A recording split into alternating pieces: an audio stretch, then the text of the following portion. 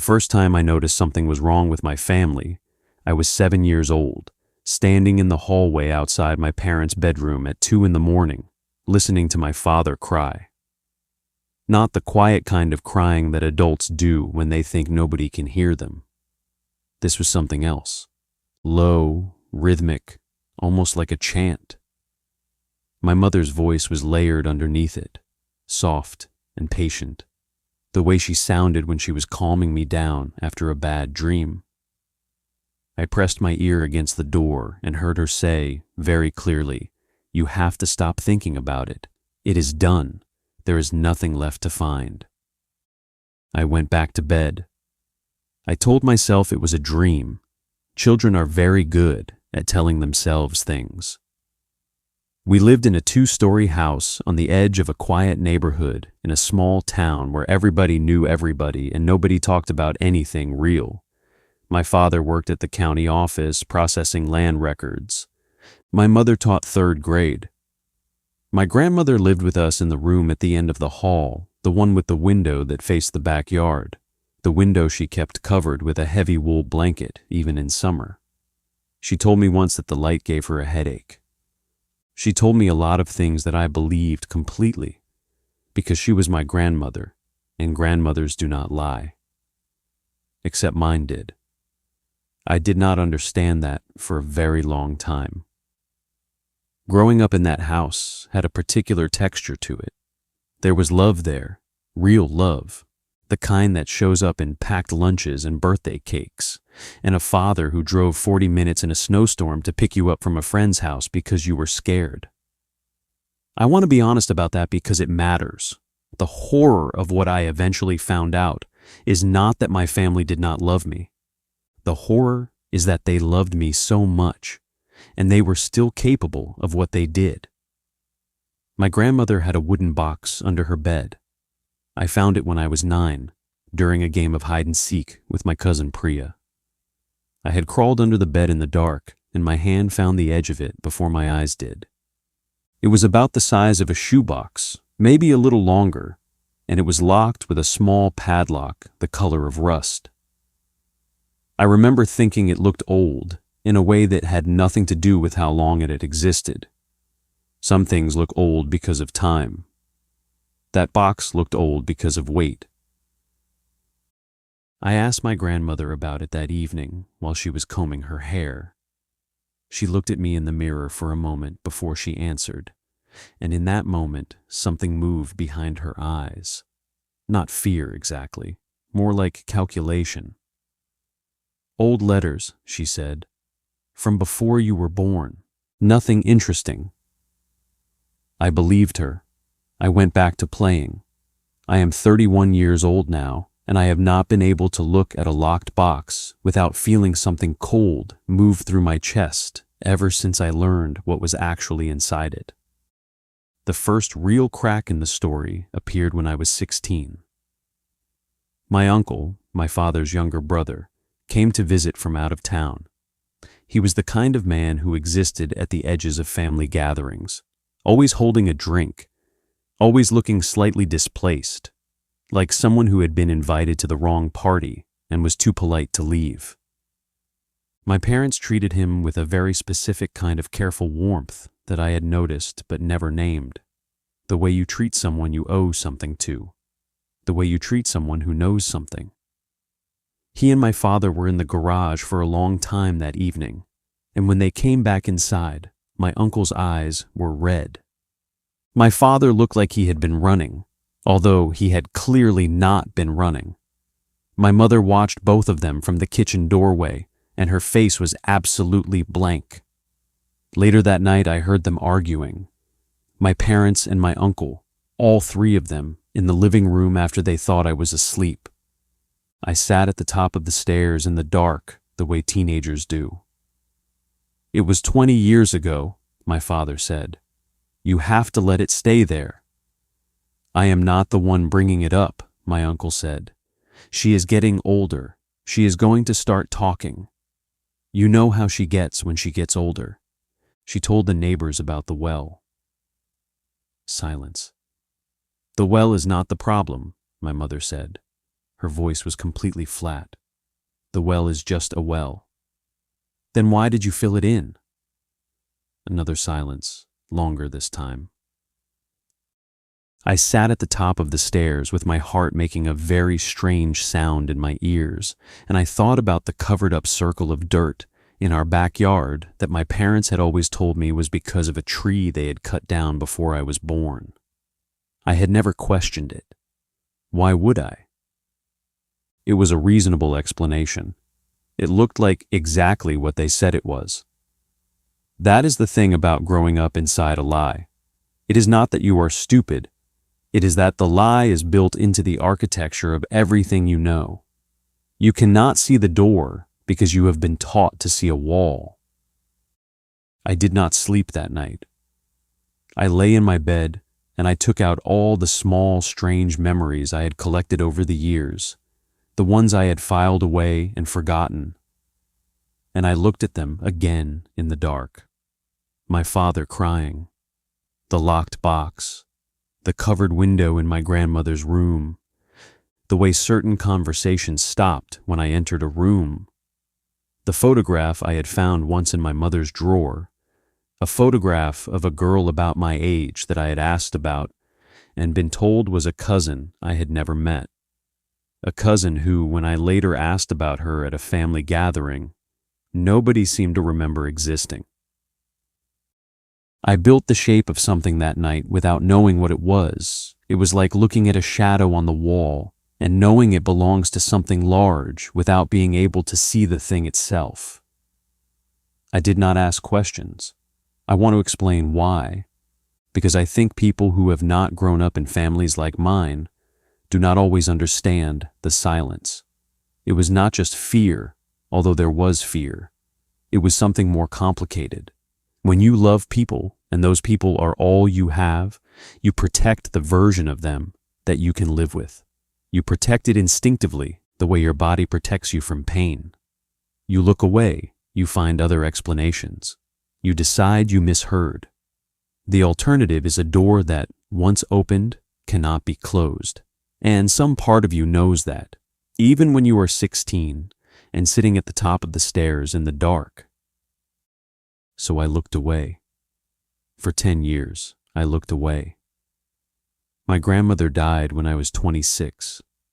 She died quietly in her room on a Tuesday morning in November, with the window still covered and the wool blanket still blocking out the light.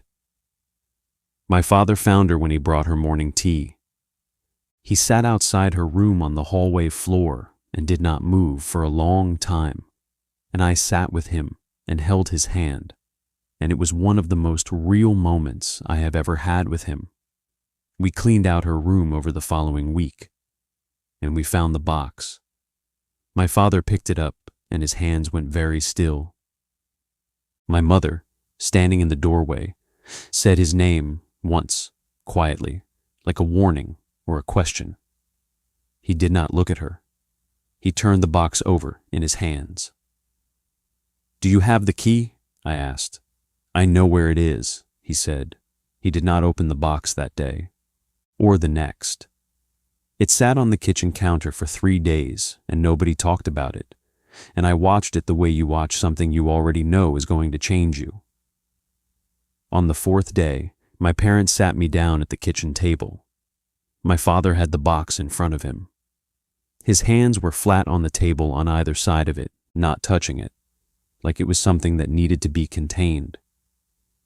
"There are things about this family," my mother said, "that we always meant to tell you when you were older." "I am 26, I said.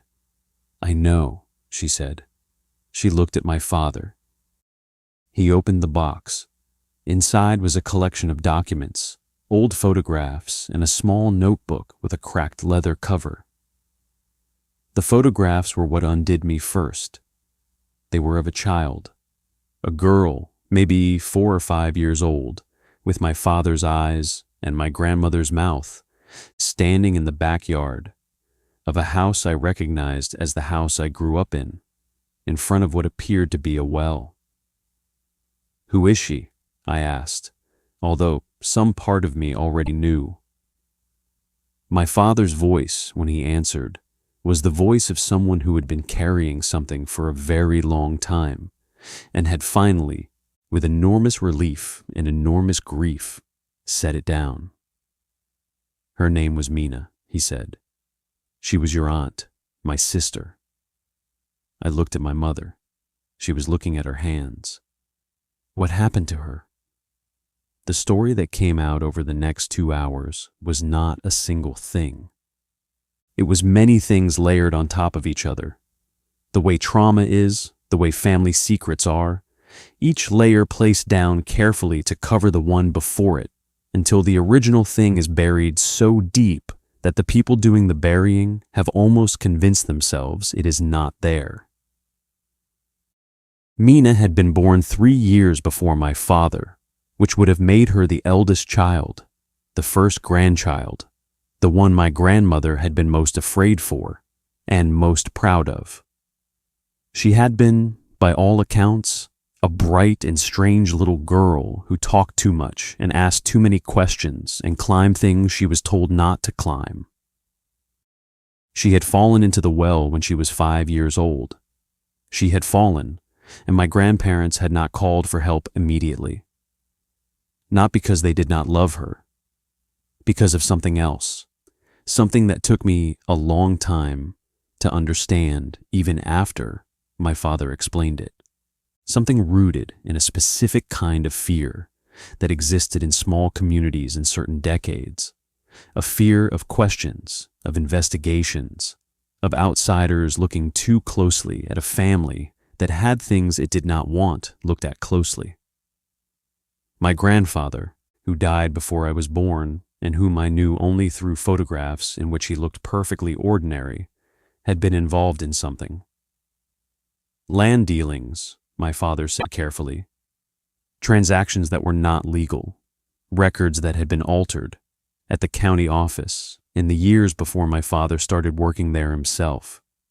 Records my grandfather had been afraid would surface if the wrong people came to the house, if the wrong questions were asked. And so instead of calling for help, instead of doing the only thing that might have saved her, my grandparents had waited. They had made a calculation, the most terrible calculation a parent can make, and they had let the window close. And then they had buried her, quietly, without ceremony, without record. My grandmother had written everything down in the small notebook with the cracked leather cover because she was unable to live with it entirely silently, unable to let her daughter exist nowhere, and she had locked it in the box and kept it under her bed for the rest of her life. My father had been 2 years old. He had no memory of Mina.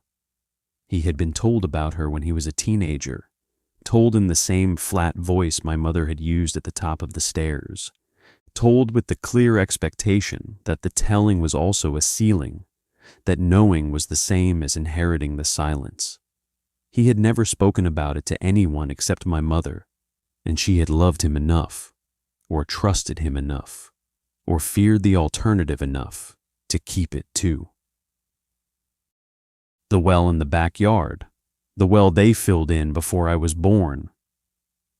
I sat at the kitchen table and I looked at the photograph of the girl with my father's eyes, and I thought about all the years I had played in that backyard, all the summers, all the ordinary afternoons, the circle of dirt I had stepped over without thinking, and I felt something shift inside me that has never entirely shifted back.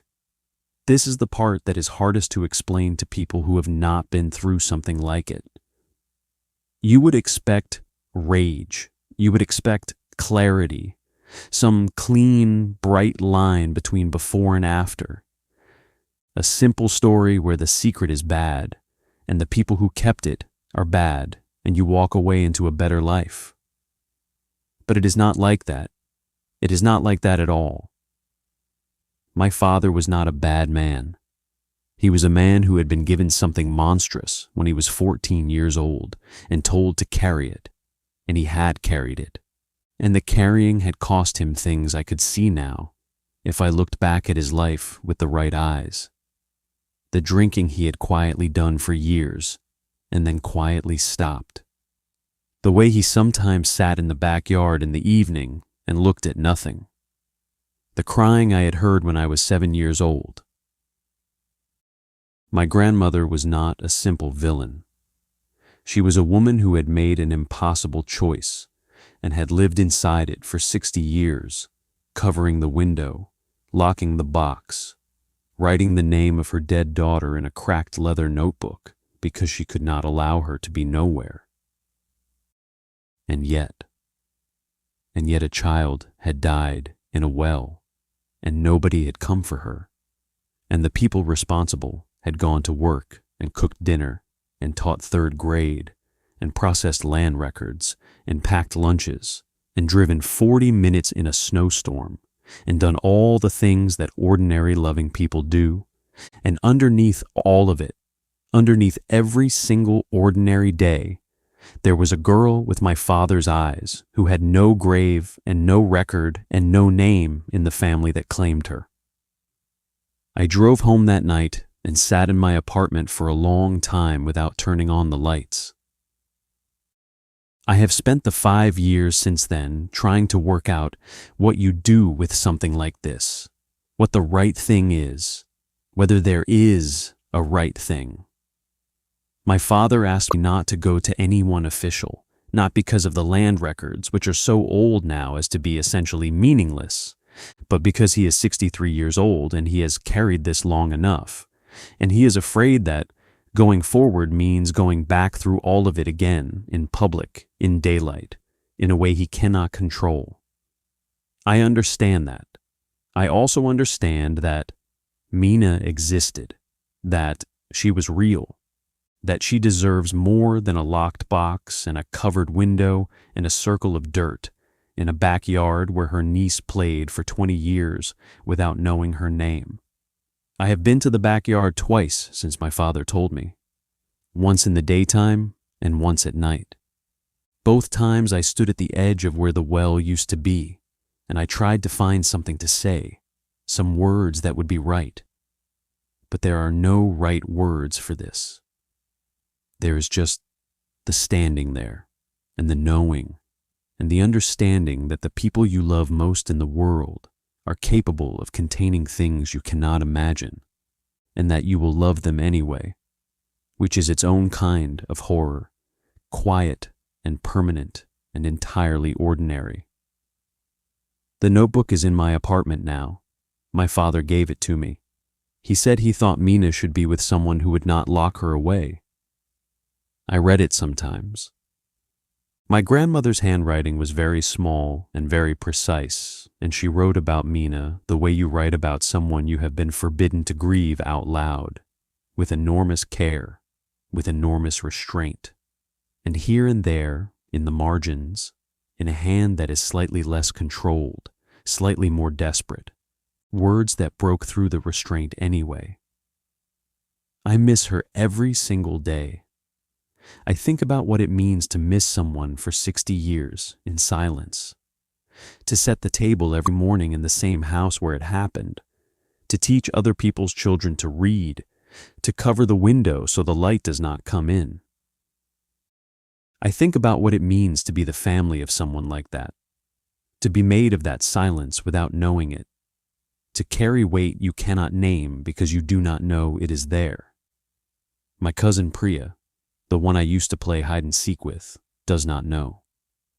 My uncle knows, has always known, which explains the careful warmth and the red eyes and the drinking and the question about the well.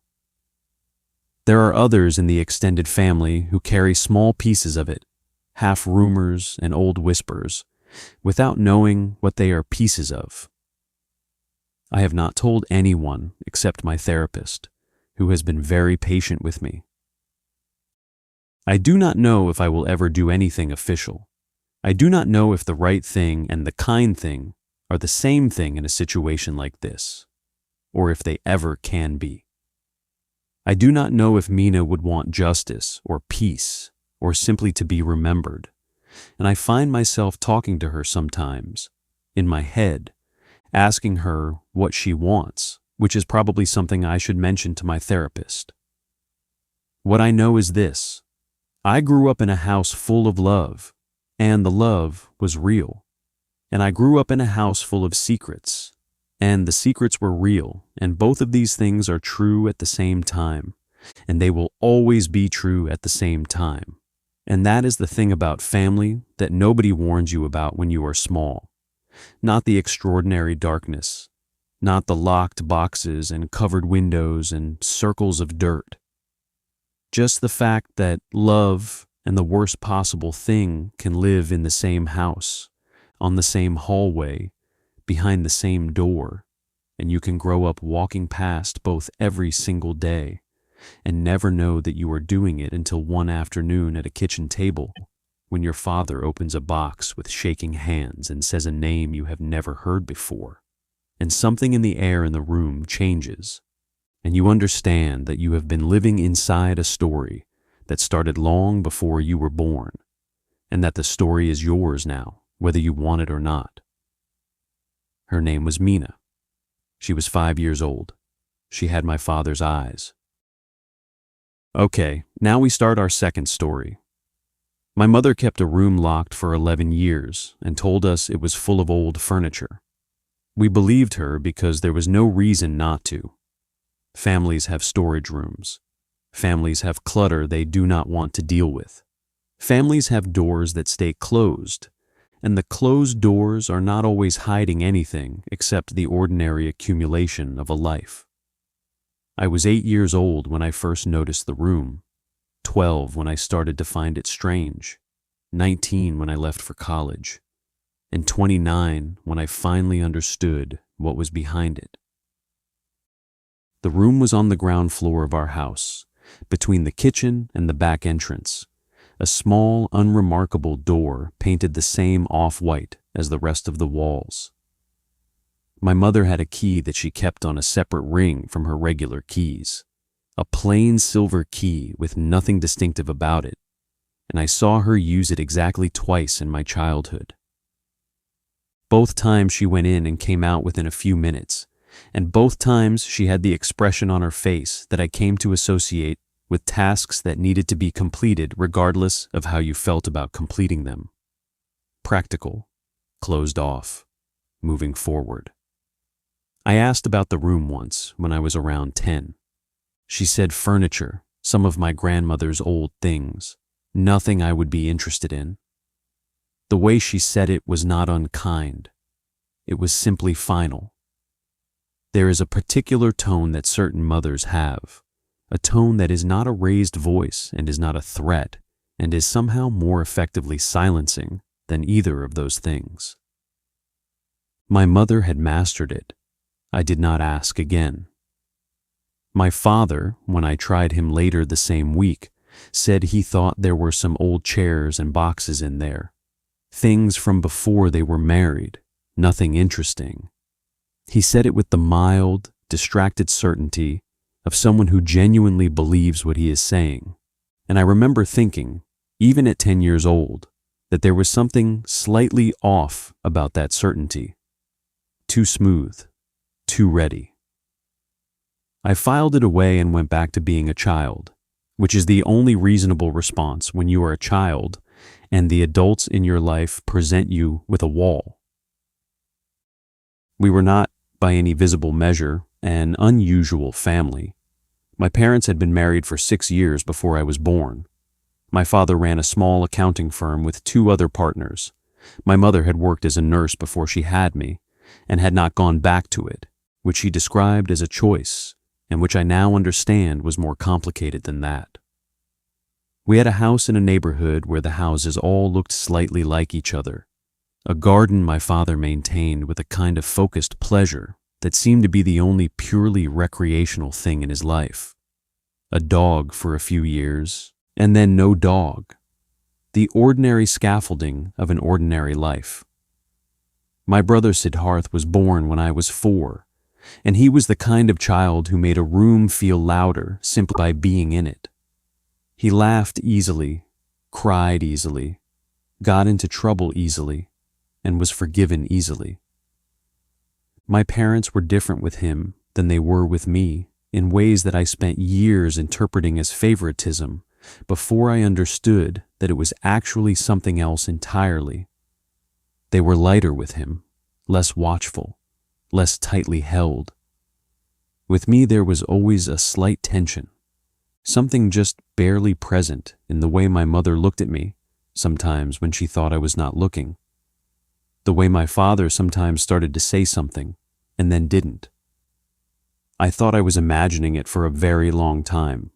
I was a serious child, and serious children are frequently told they are imagining things, which teaches them to distrust their own perception, which is a lesson that takes years to unlearn. The second crack in the surface came when I was 14. My maternal aunt, my mother's older sister Rukmini, came to stay with us for a week while her own house was being repainted. Rukmini was the kind of woman who filled a room differently than my mother did. Where my mother was contained, Rukmini overflowed. She had opinions about everything, delivered them without being asked, laughed at her own stories before she finished them, and watched people with an intensity that made you feel both seen and slightly examined. She and my mother had a relationship I had always found difficult to read, warm on the surface, careful underneath. The kind of warmth that has a structure to it, that knows its own edges. On the third evening of her visit, I came downstairs for water at around 11 and found the two of them at the kitchen table. They had not heard me on the stairs. My mother was talking in a low, steady voice, and Rukmini was listening with her hands flat on the table and her face entirely still, which was so unlike her normal face that it stopped me on the bottom step. "I am telling you, it is handled," my mother said. "It has been handled for years. I do not need you coming in here and looking at things." "I am not looking at anything," Rukmini said. "I am sitting in your kitchen. You are looking at the door." A pause. I was not aware I was looking at the door. "You have been looking at it since this afternoon. Don't." Another pause, longer. "Didi," Rukmini said. And the word for older sister, was full of something I could not entirely identify. Not quite pity, not quite fear, something that lived between the two. "You cannot keep doing this. At some point nothing," my mother said. "Go to bed." I went back upstairs with no water and lay in the dark, listening to the particular silence that my house had at night. The silence that I had grown up in and never thought to question. And I thought about what door Rukmini had been looking at. I knew what door. I had always known what door. I left for college at 19 and came home for holidays and vacations with the gradually increasing distance that is natural and probably healthy, and also, in my case, felt like relief that I did not entirely understand. I loved my parents. I was glad to see them. I was also, always by the third or fourth day, aware of that particular quality of the air in the house, the slight pressure, the sense of something that was not quite said. I had grown up breathing that air, and I was only able to identify it once I had spent time breathing other kinds. My grandmother, on my mother's side, died when I was 22, and I came home for the funeral and the days around it, and Rukmini was there, and we sat together on the back porch one evening while the rest of the family was inside, and she looked at me for a long time in a way that felt like she was making a decision. She did not tell me anything that evening. She asked me how I was, how college had been, whether I was happy. The questions adults ask young people when they want to seem interested without opening anything specific. But at the end of the evening, as we were going in, she held my arm for a moment and said, quietly, "You were always a perceptive child. You notice things. I hope you keep doing that." I did not know what to do with that. I put it in the same place I put everything else, and went home at the end of the week and went back to my life, I was 25 when I moved back to the city my parents lived in. Not with them, an apartment 20 minutes away, close enough for regular dinners and visits, far enough to feel like my own life. I had a job I liked, a small group of friends, a relationship that was good and honest in a way my previous ones had not been. I was, by most available measures, doing fine. But I was home more often now, and the old awareness came back more often. And one evening when I arrived for dinner and let myself in through the back entrance, I walked past the door and stopped. There was a sound, very faint. So faint that for a full minute I stood there trying to decide if I was hearing it or manufacturing it from old suspicion and a childhood of filed away strangeness. It was a low sound, rhythmic, almost like breathing, but not quite, like something that had learned to approximate breathing. My mother came out of the kitchen and saw me standing there, and something crossed her face so fast that I almost missed it. "You're early," she said. I let myself in, sorry. "Come have tea," she said. And the way she said it was completely normal, completely warm, and completely a command. I went and had tea. The sound, if there had been a sound, was gone. I called Rukmini that night. It took me 3 attempts across 2 days before she picked up, and when she did, there was a pause after I said her name that lasted just a moment too long. "I need to ask you something," I said. "I know," she said. I want to say that what she told me was a single story, clean and sequential, with a beginning and an end and a clear line of cause and effect. It was not. It came out in pieces over 2 phone calls and then one long afternoon in her living room 3 weeks later. And some of what she told me she had only partial knowledge of, and some of it she had known for decades and never said. And some of it she had assembled herself the same way I was assembling it now, piece by piece over years. This is what I understand to be true. My mother had a child before me, before she met my father, before the accounting firm and the garden and the off-white walls.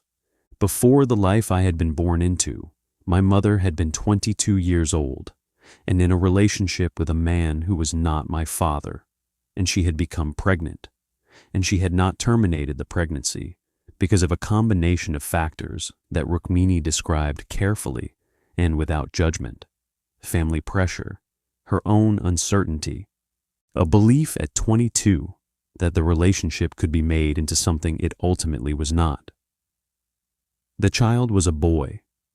He was born with what was described to me as significant developmental complications, a phrase Rukmini used deliberately, I think, because she did not have precise information and did not want to speculate.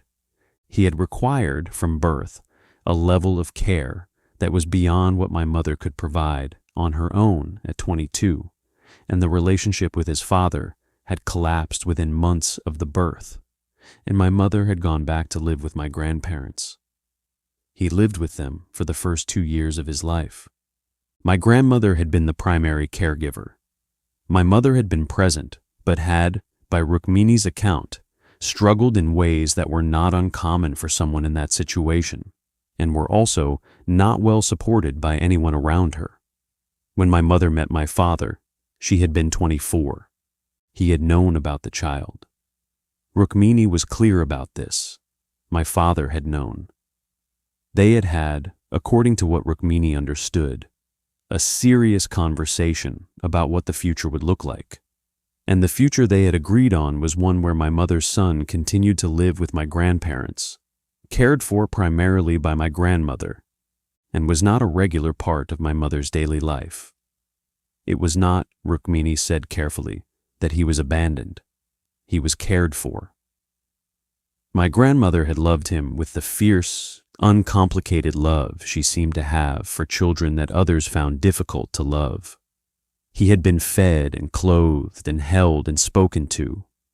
He had, by all accounts, been content, but he had been removed from my mother's life in a way that was so complete that I had grown up with no knowledge of his existence, not even a whisper. Not even the kind of vague reference that usually trails these things. No cousin nobody quite explains. No old photograph in a drawer. Nothing. He had been excised so thoroughly that I had spent 29 years in the same family as my own brother, without knowing he was alive. "The room?" I asked. Rukmini was quiet for a moment. "After my grandmother died," she said, "the arrangement had changed. He had been 62 years old at the time of my grandmother's death. He could not live alone. There had been, apparently, a conversation between my parents that Rukmini had not been present for, but had heard the aftermath of, and the aftermath had been my mother's voice on the phone at 11 at night, crying in a way that Rukmini had heard only once before, and then a silence of 3 weeks, and then a phone call in which my mother said simply, "He is here, he is with us, we are managing." He had been in that room for 7 years, not imprisoned. I want to be very careful about this because I spent a long time in the weeks after Rukmini told me trying to determine what I actually knew and what I was projecting onto what I knew. The room had been fitted out for him. He had what he needed. My mother went in every day. The sound I had heard, if I had heard it, was not the sound of suffering. But he had been in that room, and I had been in that house, and I had never known he existed. I sat with this information in Rukmini's living room for a long time. Outside her window, there was a street where ordinary things were happening. A man walking a dog, 2 children on bicycles, a woman getting into a car. The world being entirely normal in the way the world is when your own interior landscape is doing something seismic. I drove to my parents' house that evening without calling ahead. My mother opened the door and looked at me and knew immediately. I do not know how. Perhaps she had always been waiting for it, the way you wait for something you know is inevitable, with a kind of exhausted relief when it finally arrives. She let me in. She called my father down from upstairs. We sat in the living room, the 3 of us, and I looked at my mother and said, "Tell me about him." She told me. It took 4 hours and included things Rukmini had not known and filled in gaps I had not even known were gaps. The man in the locked room was named Arjun. He was 40 years old. He did not speak, but he understood more than most people gave him credit for. He liked music. He had a strong preference for certain textures and a strong aversion to others. He had my mother's eyes. He had my mother's eyes. I thought about Siddharth, my brother, who laughed easily and was held more lightly, and I understood now that the looseness in my parents with Siddharth had nothing to do with preference. It was relief. The specific relief of loving a child without the weight of the thing they had done, pressed underneath every moment of it. I asked my mother why she had not told me. This is perhaps the most obvious question and also the most complicated one. She was quiet for a long time. My father was looking at his hands. "I did not know how to tell you," she said, which is not really an answer. And then, after another long silence, something more honest. "I did not want you to know what I had done, which I understand is not the same as protecting you from something. I understand that it is different from that. It is different from that. Yes." I asked to see him. My mother got the key from the separate ring, the plain silver key, and I stood beside her in the hallway outside the door I had been walking past my entire childhood, the door that I had pressed my ear to once as a teenager and heard nothing, or thought I heard nothing. The door that Rukmini had been unable to stop looking at. She unlocked it and pushed it open. The room was not what I had imagined, and I realized I had been imagining it as something darker than it was, which perhaps reflects more about my own fears than about the reality. It was small, but clean. There was a bed with good blankets. There was a lamp. There was a radio on a shelf, turned to a music station, playing something low and classical.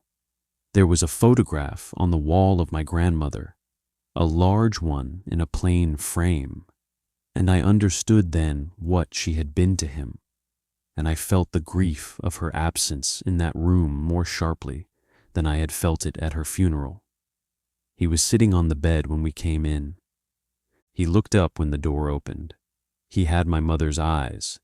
He looked at me for a long time, and I looked at him, and I did not know what was happening on my face because I had no control over my face in that moment.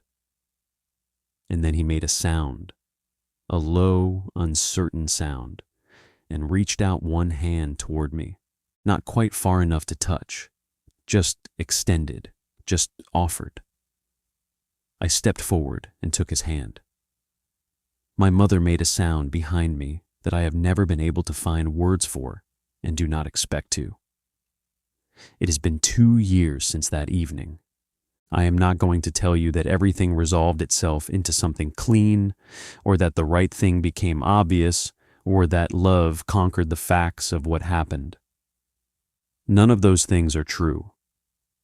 What is true is that I see Arjun twice a week now, and I bring him music I think he will like, and he has learned that I am someone who comes back, which apparently took several months and is the most important thing I have ever been told about myself. What is also true is that my relationship with my mother has become something I do not have a name for. I love her. I am furious with her. I understand how it happened, which is not the same as forgiving it, and I am working on whether forgiving it is something I owe her, or something I owe myself, or something that exists outside of owing entirely. My father I find harder. He knew from the beginning. He made the decision with her.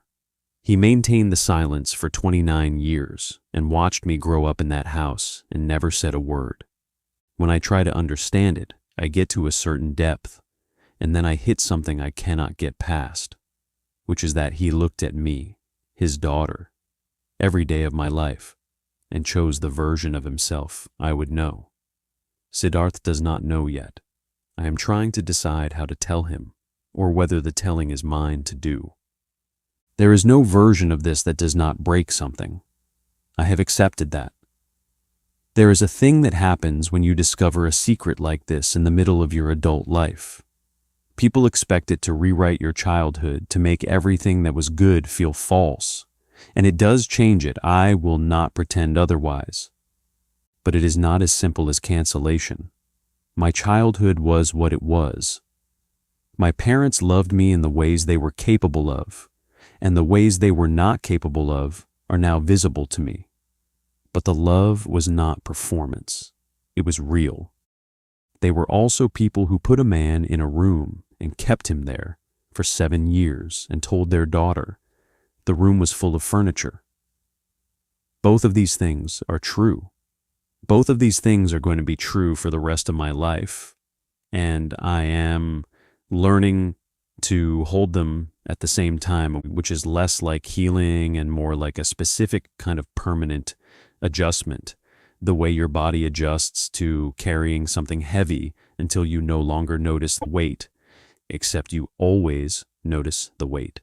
The photograph of my grandmother in his room. He will not let us take it down. Every time we have gently suggested moving it or replacing it with something more recent, he puts his hand flat against it firmly, not aggressively, just clearly. No. I understand that completely. I am not sure I have ever understood anything more completely in my life. Some people are kept by love, and it looks like imprisonment, And it is also genuinely love. And I do not know what you do with that. I do not know if anyone does. I sit with Arjun twice a week, and I play him music, and I hold his hand, and I think about all the years before I knew, all the ordinary afternoons in that house, all the times I walked past that door without stopping. He was always there. He was always there. And I was always 20 feet away, and the distance was a choice that other people made for both of us. I am trying now to close it. Okay, now we start our third story. The thing about my father was that everyone loved him. Not the polite, performed love that communities extend to people of status or usefulness. Genuine love. The kind that shows up unrequested, that volunteers itself, that fills a room before the person has even entered it. My father walked into spaces, and the spaces changed. Neighbors called him by a nickname he had earned sometime before I was born, and that he wore the way certain men wear a good coat, easily, naturally, as though it had always been his. Old women from the temple brought him food on festival days. The men he had grown up with called him first when something broke, when something went wrong, when something needed to be understood. His opinion was sought on matters that had nothing to do with his professional knowledge. His presence was requested at celebrations and at grief with equal frequency. He was, by any measure available to me as a child, a genuinely good man. I believed this the way I believed in gravity, not because I had examined the evidence, because it was the organizing principle of everything I knew. I am 43 years old, and I have spent the last 6 years dismantling that belief one document at a time. And I want to tell you that the dismantling has been the loneliest work of my life, because you cannot mourn a man who is still alive, and you cannot grieve a father you still have Sunday dinners with, and you cannot explain to the people who love him what you know without first explaining what knowing it has done to you. And there are no words for that yet. I have looked for them. They do not exist. Let me tell you what I found. It started, as these things often do, with something completely unrelated. I was helping my parents move out of the house I grew up in. They were downsizing, my father had retired, my mother wanted something smaller and easier. A ground floor apartment with no garden to maintain and no stairs to manage as they got older.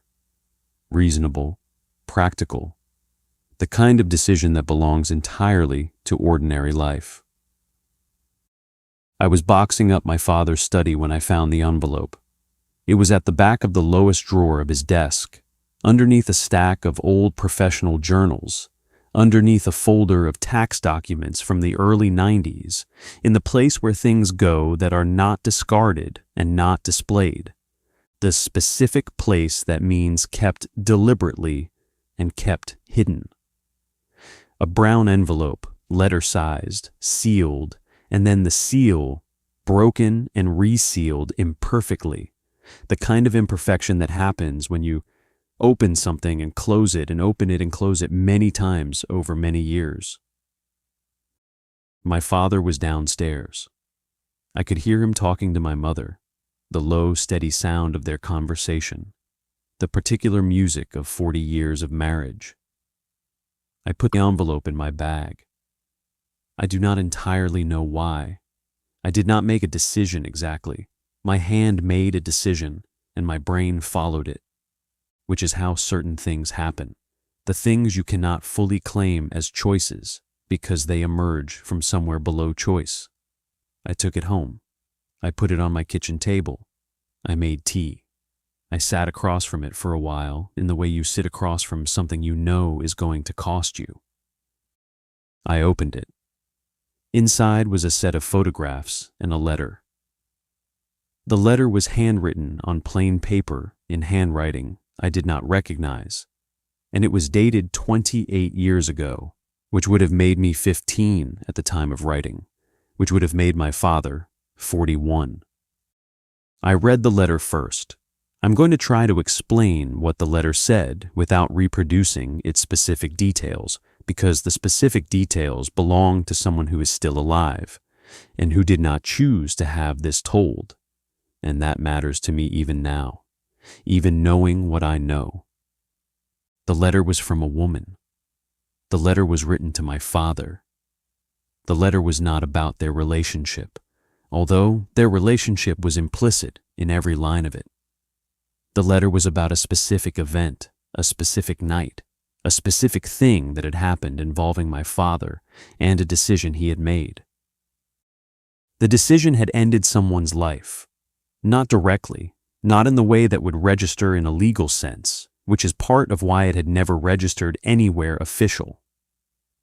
But a young woman had died, and my father had been present, and my father had made a choice in the aftermath that had protected himself and allowed the circumstances of her death to be recorded in a way that was inaccurate. And the woman who had written the letter knew this because she had been there too, and she had made the same choice, and she had been living with it for however long before she wrote the letter, and writing the letter was her way of saying, or trying to say, I cannot keep carrying this alone, even if I have to keep carrying it in secret. I want to be careful here. I want to be precise. I read that letter 4 times sitting at my kitchen table, and each time I tried very hard to find an alternate interpretation, a reading that placed my father in a less devastating position. I am not an unfair person. I am not someone who leaps to conclusions. I sat with that letter and I turned it over and I looked at it from every angle I could find. There was only one angle. The photographs were of documents. Someone, the woman who wrote the letter I assumed, had photographed what appeared to be an official report and a second document alongside it, and the 2 documents described the same event differently in ways that were small and precise, and to anyone reading them together, clearly irreconcilable. One of them was true. One of them had been shaped. I sat at my kitchen table until it was dark outside. My father who carried elderly women's groceries from the car without being asked. My father who had stayed up with me through 2 nights of fever when I was 9 and had told me stories about a monkey king until I fell asleep.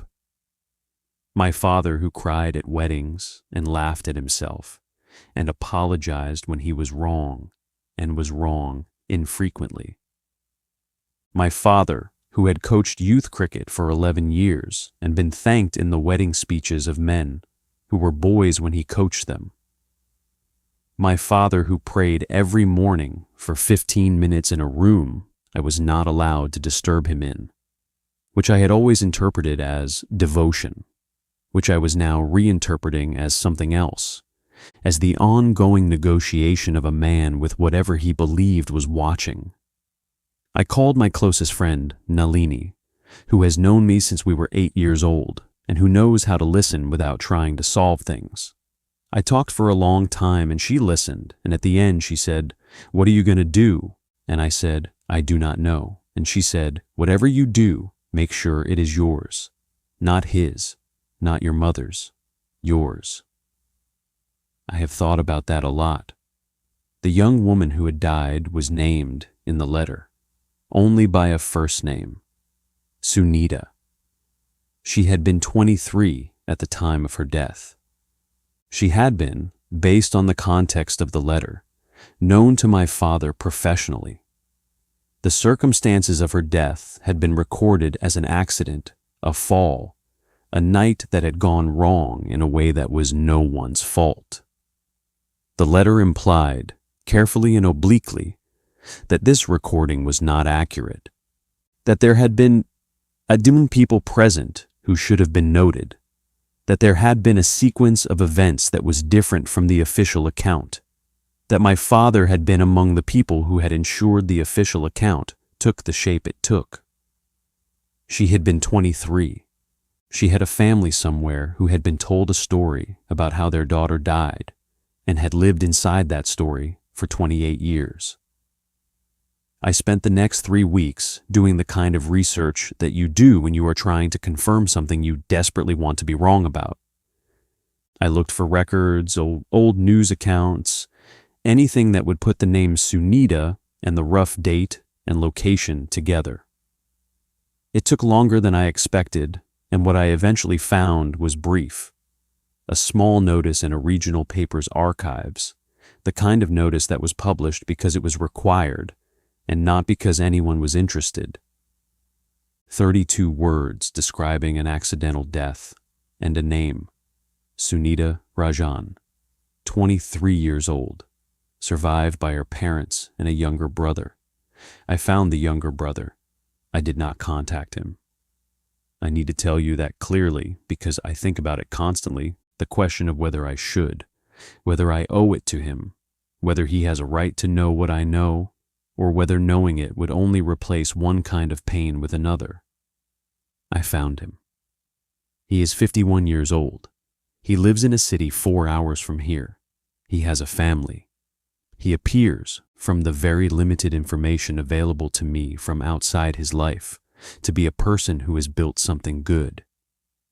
I do not know if I have the right to knock on the door of that goodness with what I am carrying. I do not know if I have the right not to. This is the question I have been living inside for 6 years, and I do not have an answer. And I am beginning to think that the not having an answer is itself the answer. That this is what happens when you find yourself holding a truth that belongs to multiple people at once. When the truth is your father's and a dead woman's and her brother's and your own all at the same time. And there is no version of releasing it that does not cost something from someone's life. Let me tell you what the 6 years have been like. I still have Sunday dinners with my parents. My father still walks into rooms, and the rooms still change. He is 71 now, and he has gotten smaller the way men do. Less volume, less force. But the quality that made people love him is still there, softened by age into something that reads as wisdom and warmth. People still seek him out. Men who were boys when he coached them still call. He still prays every morning.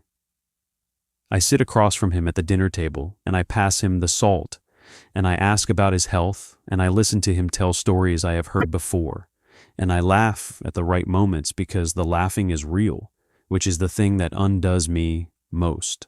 The laughing is still real. I still love my father. This was not supposed to be possible once I knew what I knew, or that is what I believed, that knowledge of this kind was a solvent that would dissolve the love. And instead what happened is that the love remained completely intact, while something else also became true alongside it. And I have been standing in the space between those two truths for 6 years, trying to find solid ground. My mother does not know. I am almost entirely certain she does not know. I have watched her carefully, more carefully than she deserves to be watched for 6 years, and what I see when I look at her is a woman who has loved a man for 40 years with her whole heart and no significant reservation. The openness of her love is actually painful to observe now, the uncomplicated quality of it. She does not have the particular tension of someone who knows and has agreed to know in silence. She is simply in love with her husband, in the way of people who chose each other young and never seriously questioned the choice. And the simplicity of it is its own kind of grief for me, because it means she is the person I can least afford to tell. I told no one except Nalini for the first 2 years. Then I told my therapist, who has been more helpful than I expected and less able to resolve the core question than either of us would like. She uses language like complicated grief and moral injury, which are accurate and useful and do not change anything. My father has never given any indication that he suspects I know. He is either a man entirely without guilt, which I do not believe, or a man who has so thoroughly made peace with what he did that it no longer lives close enough to the surface to be read. That second option is in some ways more disturbing than the first. The idea that you can do something that ends a person's life and alters the truth of it for her family and then live 40 years, 8 years of which were spent coaching children toward their better selves, and arrive at 71 beloved and comfortable and apparently at ease. Or perhaps the morning prayers are not about devotion. Perhaps they are about the cost. Perhaps every morning for 40 years, my father has sat in that room and paid something to whatever he believes is watching, and this is what it looks like to carry a thing for a long time without being crushed by it. Not ease, maintenance. I genuinely do not know which interpretation is true. I am not sure I will ever know. Last year at his 70th birthday party, the men he grew up with gave a series of toasts. They spoke about his integrity. The word came up 3 times in separate speeches, from separate people, none of whom were being performative or ironic. They meant it. They have seen this man for 50 years, and integrity is the word they reach for. I sat at that table, and I held my glass, and I thought about Sunita Rajan. I thought about her brother in the city 4 hours away. I thought about the envelope at the back of the bottom drawer, which I have kept all this time in a box in my own study, underneath things, in the place where things go that are not discarded and not displayed. I thought about the woman who wrote the letter, whose name I do not know. I have wondered about her for 6 years, whether she is alive, whether she found a way to live with it, whether the writing of the letter gave her any relief, or whether the relief was temporary and the weight returned, whether she tried other ways to release it and found them all insufficient, whether she has watched my father receive the love of people who do not know what she knows and felt the particular bitterness of that, or whether she has found something that is not forgiveness, but is perhaps adjacent to it. I have no way to find her. The letter has no return address. The handwriting is someone's private hand.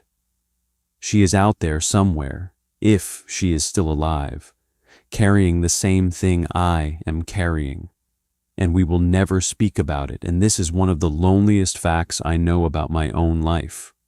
Here is what I have landed on, imperfectly, provisionally, the way you land on things that you know are going to shift under you when the conditions change. My father did a thing that cannot be undone. It shaped the lives of people who did not consent to be shaped by it. A family has lived for 28 years inside a story that is not entirely true, and this is a harm that exists regardless of everything else my father is or has been, regardless of the cricket coaching and the grocery carrying and the integrity toasts. And my father is also the man who stayed up with me through 2 nights of fever. And these 2 things are the same man.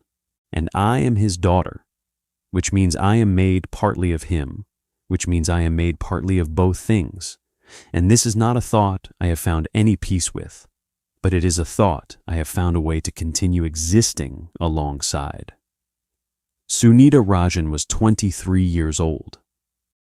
I say her name to myself sometimes, not as a ritual exactly, more as an acknowledgement, a way of insisting that she remains particular, that she does not become abstract in the larger story of what knowing about her has done to me.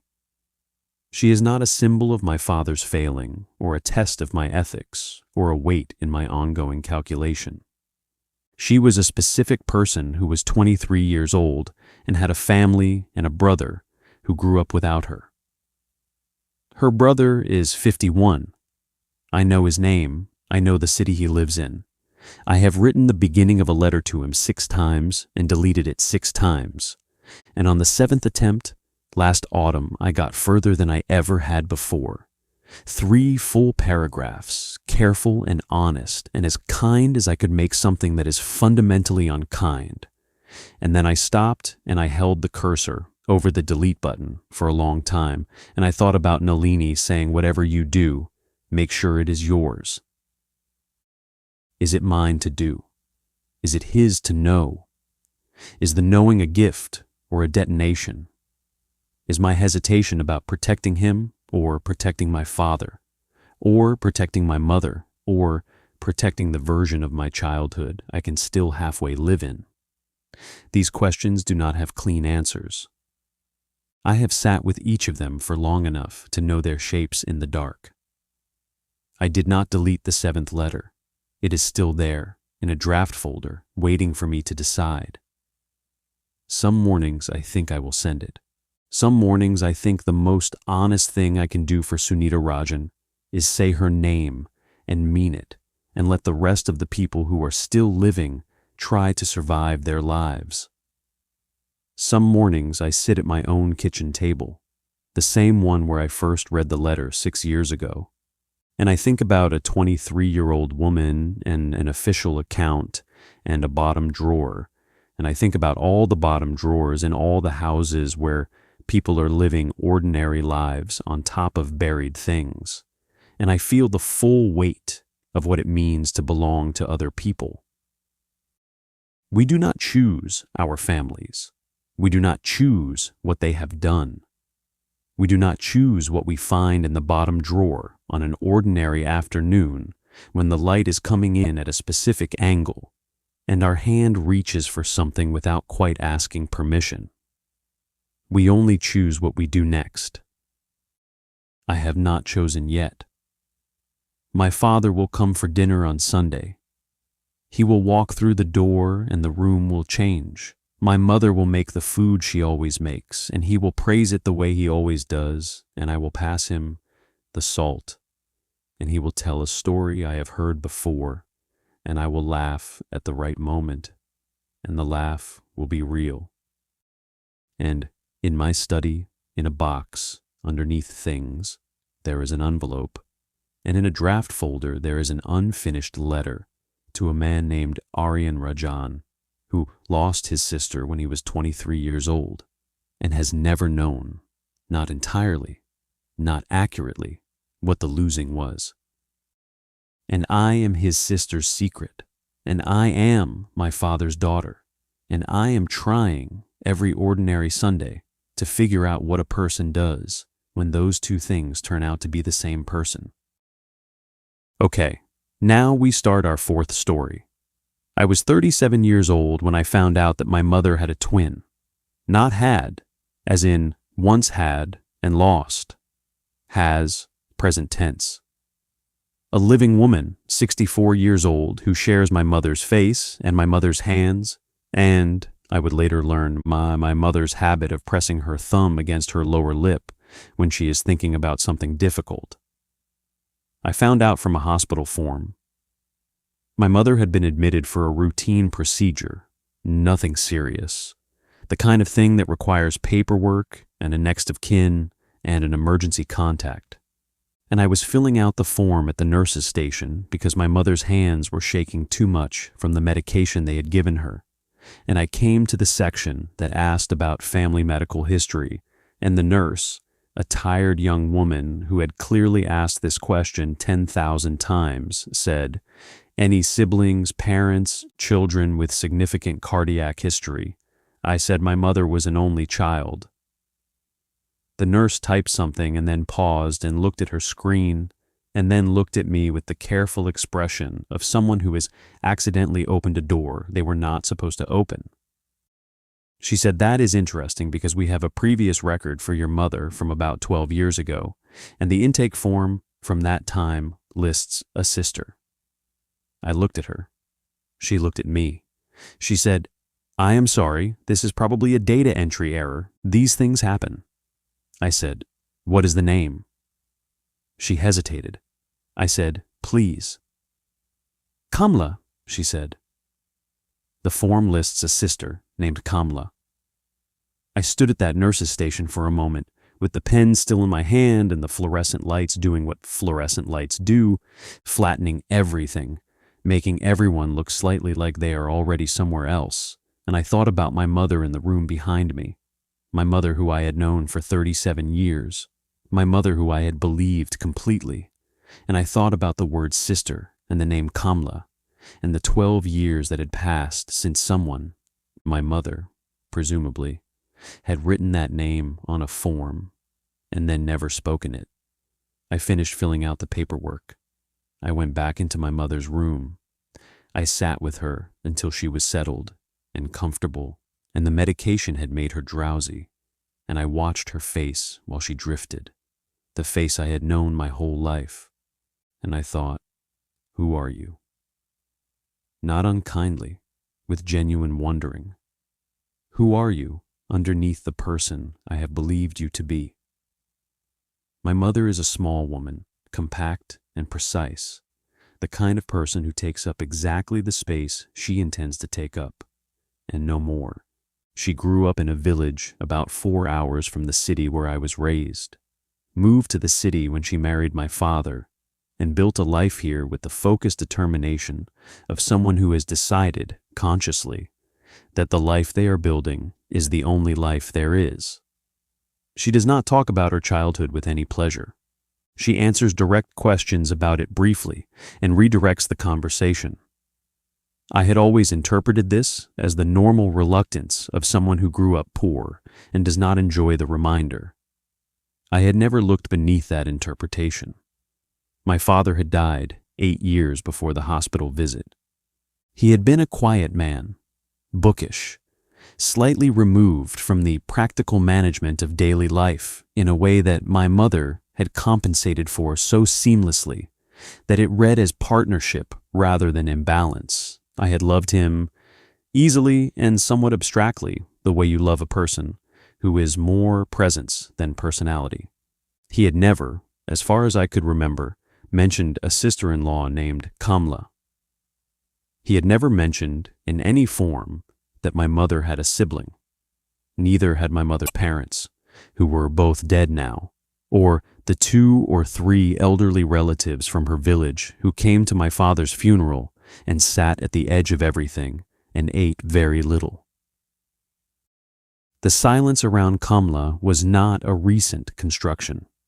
It was architectural. It had been built into the foundation. I did not ask my mother immediately. I want to explain this because I think some people would have walked back into that hospital room and asked directly, and I understand that impulse, but I had spent 37 years with this woman, and I knew something about how she held her secrets. They were not held loosely. They were not held in the way of someone who is waiting for permission to release them, who would experience relief at being asked. They were held the way you hold something that you have decided, with the full weight of your adult will not be released.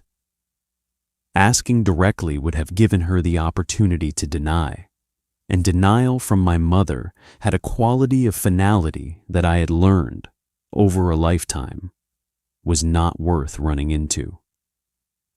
I needed to know something before I asked. I needed to know enough that the denial would not be able to hold. I drove to her village.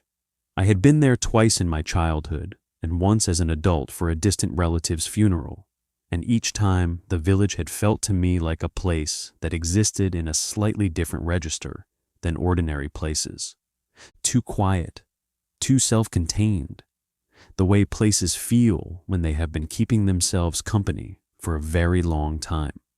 My mother's family house was occupied now by cousins I barely knew, a middle-aged couple who looked at me with the polite wariness of people who are not sure how much trouble a visitor is going to cause. I told them I was doing research into the family history. It was not entirely a lie. I said I was trying to put together something for my mother's birthday, a record of family, photographs, and stories. This was entirely a lie. They accepted it with the mild pleasure that people feel when they are asked to be the authority on something. I spent an afternoon with them. I looked at photographs they had kept from previous generations. I heard stories about my mother's parents that I had never heard before, small stories, ordinary things, the texture of a life I had not been shown. And then the cousin's wife, a woman named Hema, who talked the way certain people do when they have been in a quiet place for too long, without much filtering, said something. She said, "It is a shame your mother and Kamla never sorted things out." They were so close, the two of them, before everything. Before everything. I said, "What do you mean?" She looked at me. Then she looked at her husband, who was looking at the wall. She said, "Your mother did not tell you." It was not a question. I said, "My mother does not talk about the past very much." Hema was quiet for a moment, and I could see her doing the calculation that people do when they have accidentally said too much, weighing what it would cost to keep going against what it would cost to stop. Her husband said, "It was a long time ago. Family things, you know how it is. I know how it is." Meaning, please let this go. Meaning, this is not mine to give you. Meaning, the door you are standing in front of is not one I am going to open for you. I stayed for dinner. I was patient in the way that I have learned to be patient, which is to say I let the conversation go where it wanted to go, and I listened to everything, and I did not push. And by the end of the evening, I had the name of an older woman in the village who had known my mother's family for 50 years, and who Hema mentioned with the slightly guilty air of someone who has just pointed you toward the one person they know will actually talk. Her name was Sarla. She was 81 years old.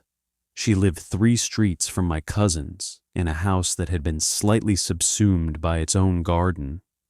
Plants everywhere, climbing things, heavy things, the house visible through the green like something being very slowly reclaimed. I went the next morning. Sarla opened the door before I knocked, which startled me, and looked at me with the sharp, unhurried attention of very old people who have stopped pretending to be anything other than exactly what they are. She said, "You look like Kamla." I said, "I look like my mother." She said, "Yes, that is what I said. Come in." I went in. She made tea without asking if I wanted it, and set it in front of me, and sat across from me, and looked at me with those sharp eyes, and said, "Your mother sent you?" I said, "My mother does not know I am here." She nodded once, as though this confirmed something. She said, "How much do you know?" I said, "I know there is a sister named Kamla, and I know something happened, and I know my mother has not spoken her name once in 37 years. Sarla was quiet for a moment, her thumb pressing against her lower lip, and the gesture was so specific, so precisely my mother's gesture, that it knocked the breath out of me slightly, the confirmation that these two women had grown from the same place. Then she told me, "I am going to tell you what Sarla told me, but I want to say first that Sarla was 81 and working from memory and from the partial knowledge of an outsider who had been close to the family without being inside it. And so what I received that morning was a version of events, her version, filtered through 50 years and the particular colorations that 50 years of thinking about something will give it. I have supplemented it since with other things I have found, other conversations, documents. What I am telling you now is my best current understanding of the truth, which is not the same as the truth itself, and I hold it accordingly. My mother and Kamla were twins. They were born 14 months after their brother Dinesh, which made 3 children in quick succession in a family that could afford perhaps 1.5. This is not unusual for the time and place. What was somewhat unusual was that the twins were, by all available accounts, extraordinarily close in the specific way that certain twins are, not just fond of each other, but organized around each other, each one functioning as the primary point of reference for the other's self. Kamla was the one who talked. My mother was the one who watched. Kamla was bold and impractical and full of enthusiasms that lasted 6 weeks and then evaporated. My mother was precise and contained and finished what she started. They were, said Sarla, not two halves of one person, which is the cliché. They were two complete people who had decided, without discussing it, that they were each other's home. Their brother Dinesh died when the twins were 17. A fever that became something worse in the absence of adequate care quickly enough. He died in 4 days. My grandparents, who had already been worn thin by poverty and the effort of maintaining the appearance of something slightly better than poverty, were devastated in the way that devastates people who have no cushion, no reserve, nothing to absorb the blow with except their own already depleted selves. The twins held each other through this. They held the family through it, and in the aftermath, in the specific vulnerability of that aftermath, something happened. There was a man. Sarla said this plainly, without drama, the way women of her generation sometimes speak about the men who reorganized everything. There was a man. He was from a nearby town, educated, from a family with resources, the kind of man who appeared in villages like this one with a particular frequency in that era, representing the possibility of a different kind of life. He noticed Kamla first. This is how Sarla described it. He noticed Kamla first, because Kamla was the kind of person who got noticed. But then he noticed my mother. I want to be careful here because I am telling you something I know only from the outside, only from the accounts of people who watched it happen and interpreted it through their own lenses. What I know is this. Over the course of approximately 8 months, something shifted. The man's attention moved from Kamla to my mother. Whether my mother encouraged this, whether she resisted it, whether what happened was a betrayal in the active sense or a betrayal in the passive sense, meaning simply that she allowed something to happen that she should have redirected, I do not know and may never know. What I know is that my mother married him, my father, the quiet, bookish man who died 8 years ago. She married him and moved to the city and built the only life there was, and Kamla did not come to the wedding. And the two women who had been each other's home had not spoken since. I sat in Sarla's house with my tea going cold, and I looked at the garden through the window, all those climbing things, and I thought about my father, my gentle, abstracted father, who had never seemed, in my entire memory of him, like a man who had once stood between two sisters and altered the direction of both of their lives. I thought about whether he had known, truly known, the cost of what had happened. Whether it was possible to know a thing like that and remain as mild and untroubled as he had seemed. I thought about my mother pressing her thumb against her lower lip in the hospital bed. I thought about 37 years of a woman building a life and never once mentioning the person she had been built around before the life. Sarla said, Kamla never married. I looked at her. She said, she is still here, in this village, about a 10-minute walk from this house. She has been here the whole time, while I was being raised 4 hours away.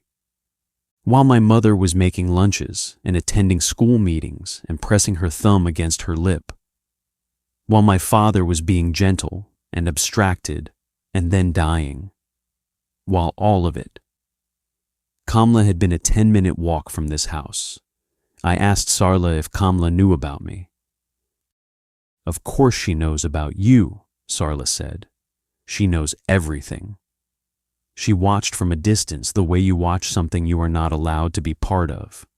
She knows your name. She knows you have a daughter. She knew when your father died. I said, how did she know all of that? Sarla looked at me with the expression of someone who is allowing you to arrive at something on your own. I said, you told her. Sarla said, Someone had to. I left Sarla's house and I stood on the road outside and I looked in the direction she had indicated, the direction of a 10-minute walk, and I stood there for a long time. I will tell you what I was feeling, but I want to be accurate about it because I think the obvious feeling, the one that belongs to a cleaner story, would have been anger at my mother, clear, bright, righteous anger, and I did feel that. It was there, but it was underneath something larger and more complicated, which was grief. Grief for Kamla, who had lost her twin and her almost husband in the same season, and had stayed in the village where it happened, and watched from a distance for 40 years. Grief for my mother, who had built a life on top of a fault line, and had maintained the building with extraordinary effort, and had never, not once, given herself permission to go back to what she had broken. And a grief I did not entirely understand yet, but that I have come to understand better in the years since.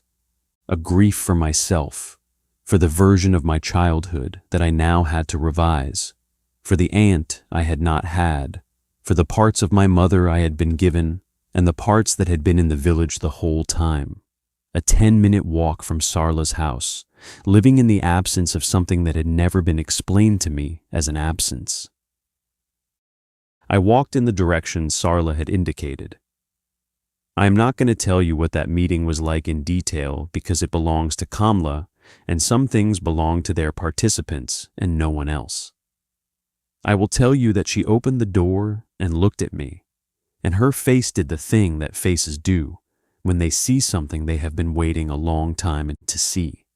I will tell you that we sat together for 2 hours and that she showed me photographs, some of which included my mother, young, before the life, before the precision and containment, a version of my mother that looked like someone who had not yet decided to become armored.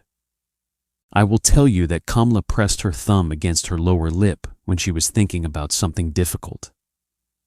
I drove back to the city that evening. I drove for 4 hours with the window partly open and the night coming in and my thoughts in a condition I cannot describe, except to say that they were both very loud and very still at the same time. My mother was home from the hospital by then. I had arranged for a neighbor to collect her since I had said I needed to deal with something. I walked into the house and she was in the kitchen making tea, smaller than ever in her housecoat, moving with the careful efficiency of someone whose body is reminding them of its limitations. She looked at me when I came in. Something in my face told her. She turned back to the kettle and was quiet for a moment, and then she said, "Sarla." I said, "Yes." She said, "I always knew Sarla would tell someone eventually. She never could leave things alone." I sat down at the kitchen table. I said, "Amma." She brought the tea and sat across from me, and she looked very old suddenly. Or not old exactly, but worn in a specific place, the way things get worn when they have been carrying friction for a very long time. I said, "She is a 10-minute walk from Sarla's house." My mother looked at her tea. I said, "She has known about me my whole life." My mother's jaw moved once. She said, "I know." I said, "Did you know she knew?" She said, "Yes." I said, "And you never?" She said, "No." We sat there for a long time. The kitchen clock did what kitchen clocks do. Outside, a car went past. The ordinary world being ordinary. I said, "Why did you never tell me?" My mother put both hands around her mug. Her knuckles were prominent, enlarged with age. Her mother's hands. Kamla's hands. She said, "Because I did not know how to tell you without telling you who I was before I was your mother. And I could not be both at the same time. I could not be the person who did what I did and also be the person who raised you. So I chose. I chose. 2 words. A whole life in 2 words. I have spent the 4 years since that kitchen conversation trying to understand my mother, not to excuse her, but to genuinely understand the architecture of a decision like that. To choose at 22 or 23, to excise the most important relationship of your life because you cannot bear to look at what it cost you. To maintain that excision for 40 years with such completeness that your own child has no knowledge of it. To build something real and good on top of a wound that never closed because you never let it. She and Kamla have spoken twice since I went to the village. I facilitated both conversations, which is an odd thing to do. To sit in the room while your mother and her twin, who have not spoken in 40 years, find their way back into some version of each other's language. I did not stay in the room for the whole of either conversation. Some of it belonged to them. I do not know if they will find something that can be called reconciliation. My mother is not a person who uses that word or the territory it covers comfortably. Kamla is, I think, beyond the point of needing specific things from my mother, has had 40 years to adjust her needs.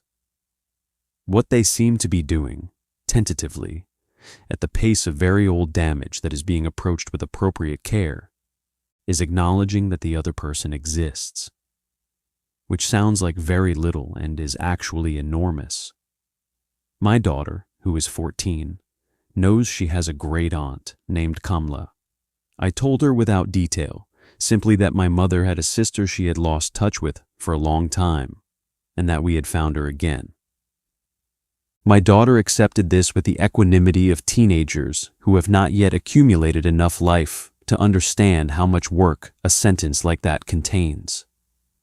She has met Kamla once. They sat together, and Kamla asked her questions and listened to the answers with complete attention, the way people listen when they are making up for lost time, as though every detail is significant because all the previous details were missed. My daughter came away saying she liked her. She was interesting. She had kind eyes. She has my mother's eyes. She has my mother's eyes because they are Kamla's eyes, because they were made in the same place from the same materials, because the body keeps its own records, regardless of what the mind decides to bury. I think about that sometimes, about how much of what I believed was mine. My mother's laugh, her gestures, the way she holds her hands, was actually the inheritance of a twinship that she tried to make me unknow. How Kamla has been in me this whole time without my knowledge. How I have been walking around with her face and not knowing whose face it was. There is a photograph on my desk now. It is from before everything, before the man and the wedding and the 40 years. My mother and Kamla, at maybe 16 years old, standing in front of a building I do not recognize, squinting into the sun, their arms around each other with the total unself-consciousness of people who have never had to perform closeness, because closeness is simply the condition they exist in. My mother has not seen the photograph. I found it in Kamla's house, and Kamla let me take it. I am not ready to show it to my mother yet, and I am not sure she is ready to see it. But I keep it where I can see it when I sit at my desk. Those two girls squinting into the sun, before the choosing. I look at it when I am trying to understand how a person becomes who my mother became, how love and damage can be so entangled that untangling them is not possible. Only a slow, careful, ongoing acknowledgement of both at once. I look at my mother's face in that photograph, and I see someone I have never met. I look at Kamla's face in that photograph, and I see someone I have known my whole life. And the difference between those two things, what it means, what it cost, what it continues to cost, is something I will be working out for the rest of my life. At the kitchen table, in 4-hour drives with the window open, in the moments before sleep, when the things that cannot be resolved come back to sit with you in the quiet. Two girls in a photograph. One of them chose. One of them stayed. Both of them are in me. I did not choose any of it, and yet here I am, holding all of it, which is the only thing any of us ever really inherit. Not the houses, not the money, not the names. the weight of what happened before we arrived, shaped into the exact form of our own lives, so perfectly fitted to us that for years, sometimes for all of our years, we mistake it for ourselves. Okay. Now we start our fifth story. The summer I turned 12, my uncle taught me how to fish. This sounds like the beginning of a warm memory. A man and a child at the edge of a lake, patience being passed down the way patience gets passed down, through sitting together in comfortable silence while the world does its thing around you. And in some ways, it was that. My Uncle Prakash was a careful teacher, unhurried, genuinely interested in whether I was learning rather than just in the performance of teaching. He showed me how to read the water, how to wait without waiting, which is a different thing, how to hold the line with enough attention that you would feel the smallest movement without so much tension that you would miss it. What I did not know, sitting at the edge of that lake at 12 years old, was that my uncle was teaching me to fish because he had approximately 8 weeks left to live, and he knew it, and he wanted to give me something before he went. He died of a heart attack in September. He was 44 years old. I was devastated in the complete way that children are devastated when death removes someone they did not know they were depending on. I cried for days.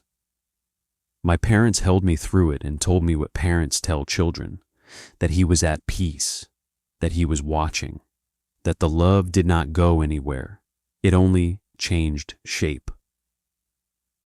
What nobody told me, what nobody would tell me for another 26 years, was why my uncle had known he was dying 8 weeks before he died. He had known because he had been told. He had been told because my family had a history, a specific and documented medical history, that made the kind of death he died not a surprise but an expectation. A history that moved through the men on my father's side like a message being passed along a line, each recipient opening it at more or less the same age, reading the same words, having the same conversation with themselves in the dark. A genetic condition, a structural abnormality in the heart, heritable, identifiable, manageable if caught and treated, fatal if not. My uncle had known about it and had, for reasons I spent a long time trying to understand, not sought the treatment that might have extended his life significantly. My grandfather before him had died at 47, my grandfather's brother at 42. A pattern so clear that it was not a pattern, it was a certainty, the kind of certainty that a family can choose to face or choose to carry in silence and pass along wrapped in that silence to the next person in line.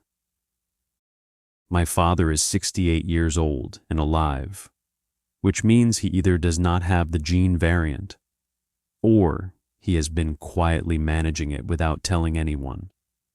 And for a long time, I did not know which, and the not knowing had a specific quality that I will try to describe. I am 38 years old. The men in my family who carry this begin to show markers in their mid-30s. This is what I know now.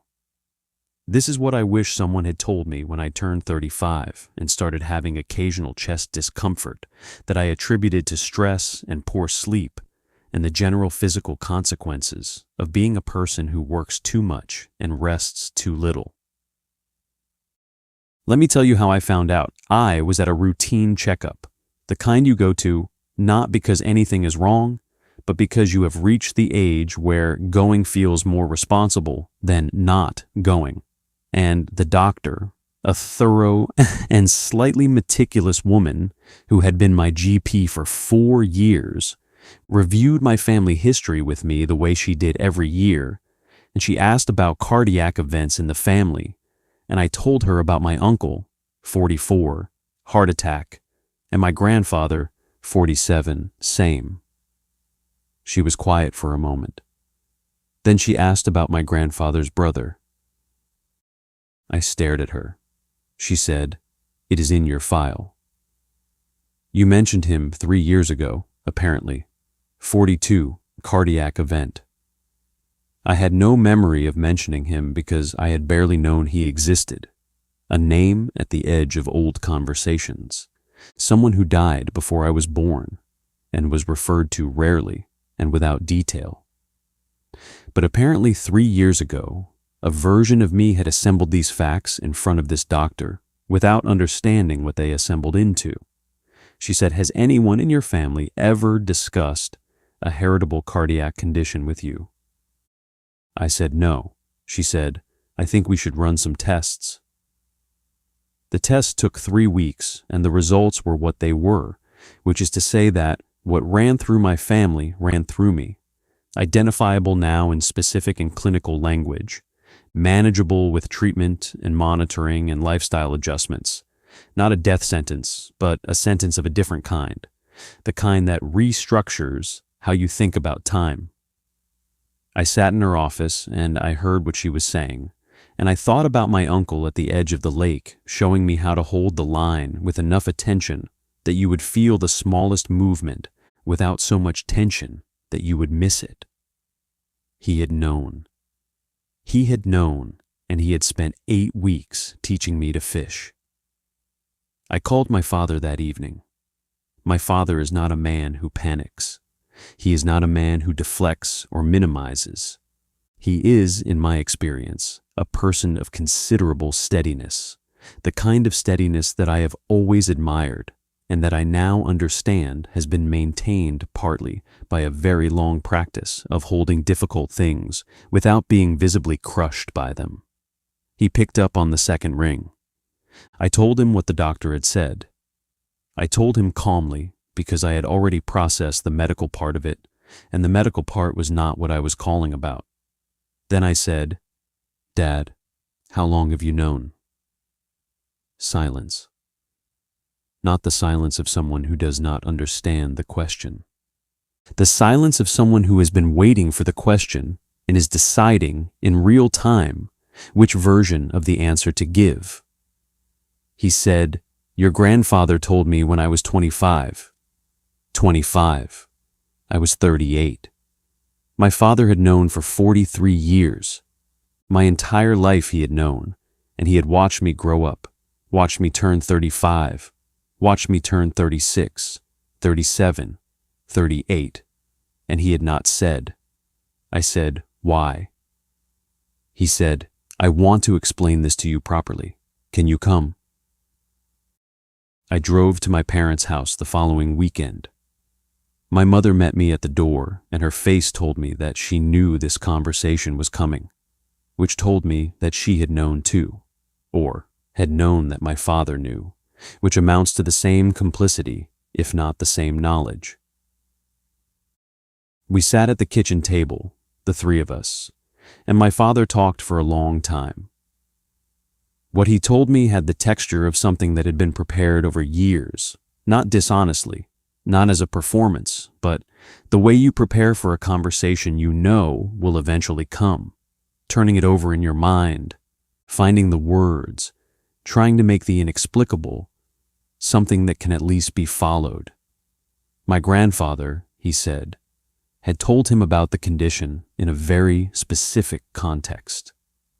He had told him not as medical information but as family mythology, which is a distinction that took me a while to understand, but which I think is real. It had not been framed as, "Here is something you need to know and act on."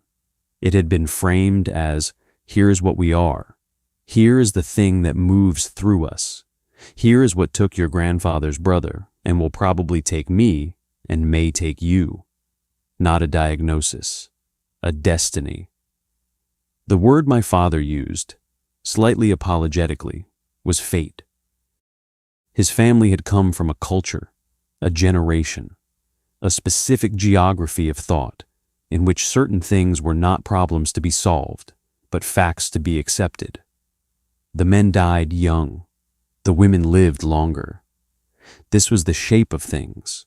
You lived well. You did not waste the time you had, and when the time ended, it ended. And there was no particular virtue in fighting it, because fighting it meant admitting it was a fight, and admitting it was a fight meant living every day inside the knowledge of it, rather than simply living. My uncle had known. My uncle had chosen not to treat it for the same reason.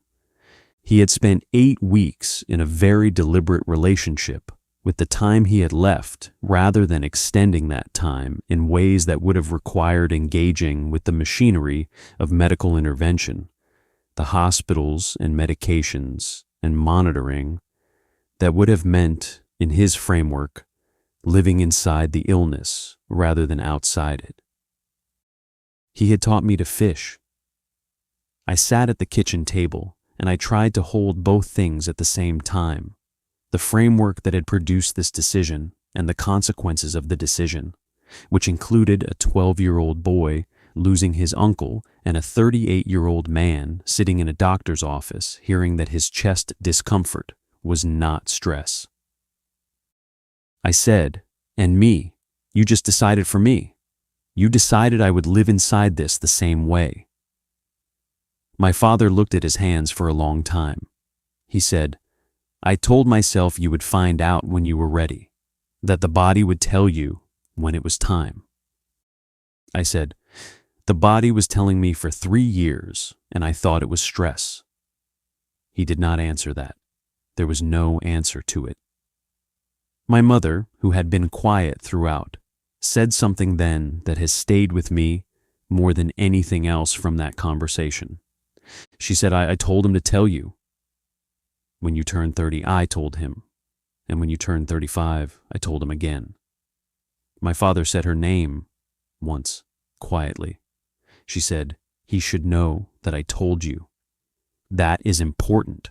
It was important. It changed the shape of what I was angry about, distributed it differently. My father had made a choice that his upbringing had made feel like not a choice. My mother had seen it clearly as a choice and had said so, and had been overruled by the particular authority that certain kinds of long marriage give to certain kinds of silence. I am in treatment now. I have been for 2 years. It is, as my doctor predicted, manageable, which is a word that contains more relief than it sounds like it does when you say it out loud. I have made the adjustments that need to be made. I monitor what needs to be monitored. I am in all likelihood going to live a life of ordinary length, which is not something I could have said with any certainty before I knew what I know. I have a son. He is 9 years old. He has my hands and my uncle's eyes, and a laugh that fills rooms the way his great-uncle's laugh filled rooms with a physical generosity, a sound that insists on being heard. He will need to know, not now. When he is old enough to understand and young enough to act on it, old enough to carry the knowledge without being broken by it, and young enough to have time to manage what needs managing. I have thought carefully about the age, and I have discussed it with my wife, who found out about all of this around the same time I did, and who had a response that was its own education for me. A response that was not anger, but a kind of clear-eyed grief on my behalf that I did not know how to receive, because I had not been taught by my family to receive that kind of clear-eyed grief. We will tell him. That is not a question. That is the decision I have made that is most directly the reversal of the decision my father made, the place where I have looked at the shape of what was done and chosen a different shape. But here is the thing that I have been sitting with, the thing that does not resolve itself into clarity, no matter how long I sit with it. My uncle knew he was dying. He had 8 weeks, and he chose to spend some of those weeks sitting at the edge of a lake with a 12-year-old boy, teaching him to be patient with still water, to hold the line with enough attention but not too much, to feel for the small movement without the tension that would make you miss it. He did not spend those weeks explaining the family history to me. He did not spend them leaving me medical documentation or ensuring that someone would tell me when I was old enough. He spent them giving me an afternoon at a lake. And I have been angry about the information I was not given for 2 years now. Genuinely angry. Appropriately angry, I think. The kind of anger that comes from sitting in a doctor's office at 38 and understanding that 3 years of chest discomfort was not stress. That anger is real, and it is justified. And the afternoon at the lake is also real. Both things are real. The man who let me grow up without the information I needed to protect myself is the same man who sat with me at the edge of the water and was in no hurry to be anywhere else. Because there was nowhere else. Because those weeks were the last ones, and he had decided to spend some of them there. With me. I do not know what to do with that. I have looked at it from every angle, and I cannot find a way to make it simple. My son will know. I have decided that. When the time comes, I will sit with him somewhere, maybe at the edge of some water, because I am apparently the kind of person who does things like that now, and I will tell him what he needs to know, and I will make sure he understands that the knowing is not the illness, that carrying information is not the same as being defined by it, that the men before him made choices I disagree with, but that those choices were made in a specific world that no longer exists, and that the world he lives in has different options, and he should use them. I will also teach him to fish, or something like it, some version of what my uncle gave me, the sitting in patience, the attention without tension, the willingness to be still in the presence of something larger than yourself and wait, because the information is what I needed and did not have and must now give him. But the afternoon at the lake is also something. I have looked at it for 2 years, trying to diminish it, and I cannot. My uncle loved me. He was failing me in a specific and consequential way, and he loved me at the same time, and both of these things were completely true and completely him, and I am part of both of them, whether I want to be or not. There is a particular kind of inheritance that nobody discusses when they discuss inheritance. Not money, not property, not even genetics in the clinical sense. The inheritance of the way your family understood what love required of them. My uncle believed that love meant being present at the edge of a lake. My grandfather believed that love meant not burdening the people who came after him with the weight of knowing what was coming. My father believed that love meant allowing his son to live outside the knowledge for as long as possible. My mother believed that love meant telling the truth and being overruled and telling it again. I believe that love means making sure my son has everything he needs to protect himself, and also sitting with him in patient silence at the edge of something large and teaching him to pay attention without gripping too hard. I believe both things. I come from both things. Every winter, I go back to that lake. I have been going for 2 years, since the diagnosis, since the kitchen table, since the conversation that restructured how I think about time.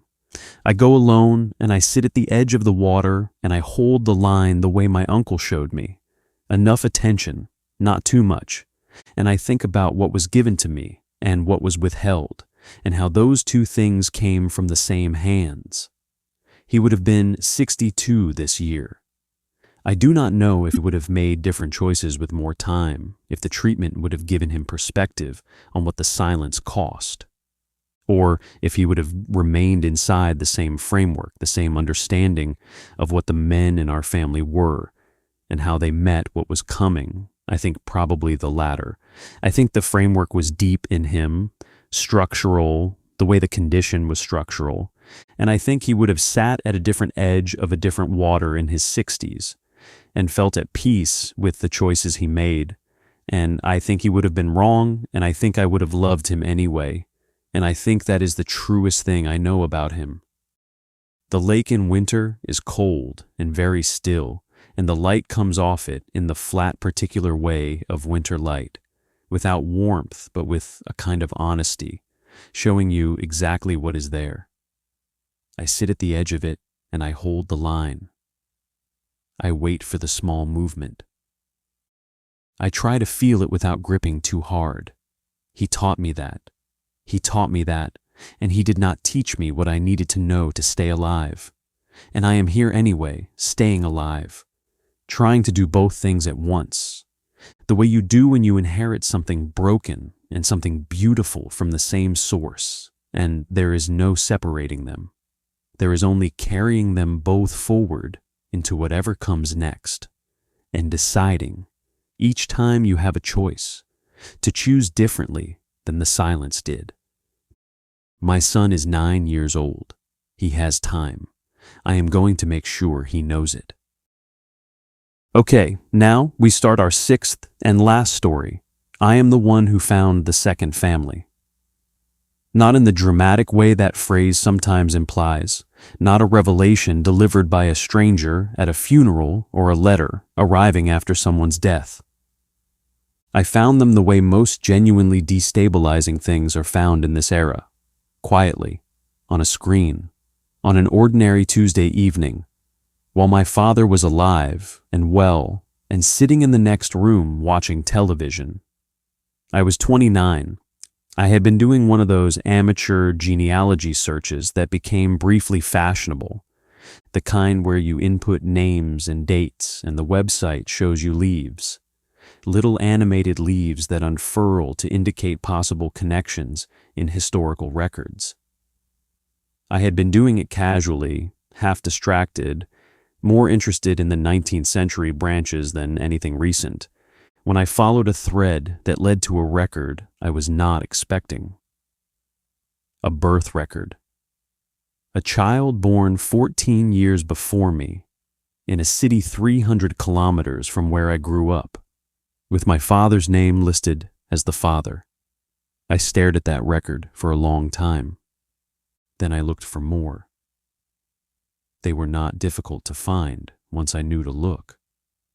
People leave traces now in ways they never anticipated, and a man who had a second family in another city in the 80s had no framework for imagining that his daughter would be able to find that family on a Tuesday evening 30 years later without leaving her chair.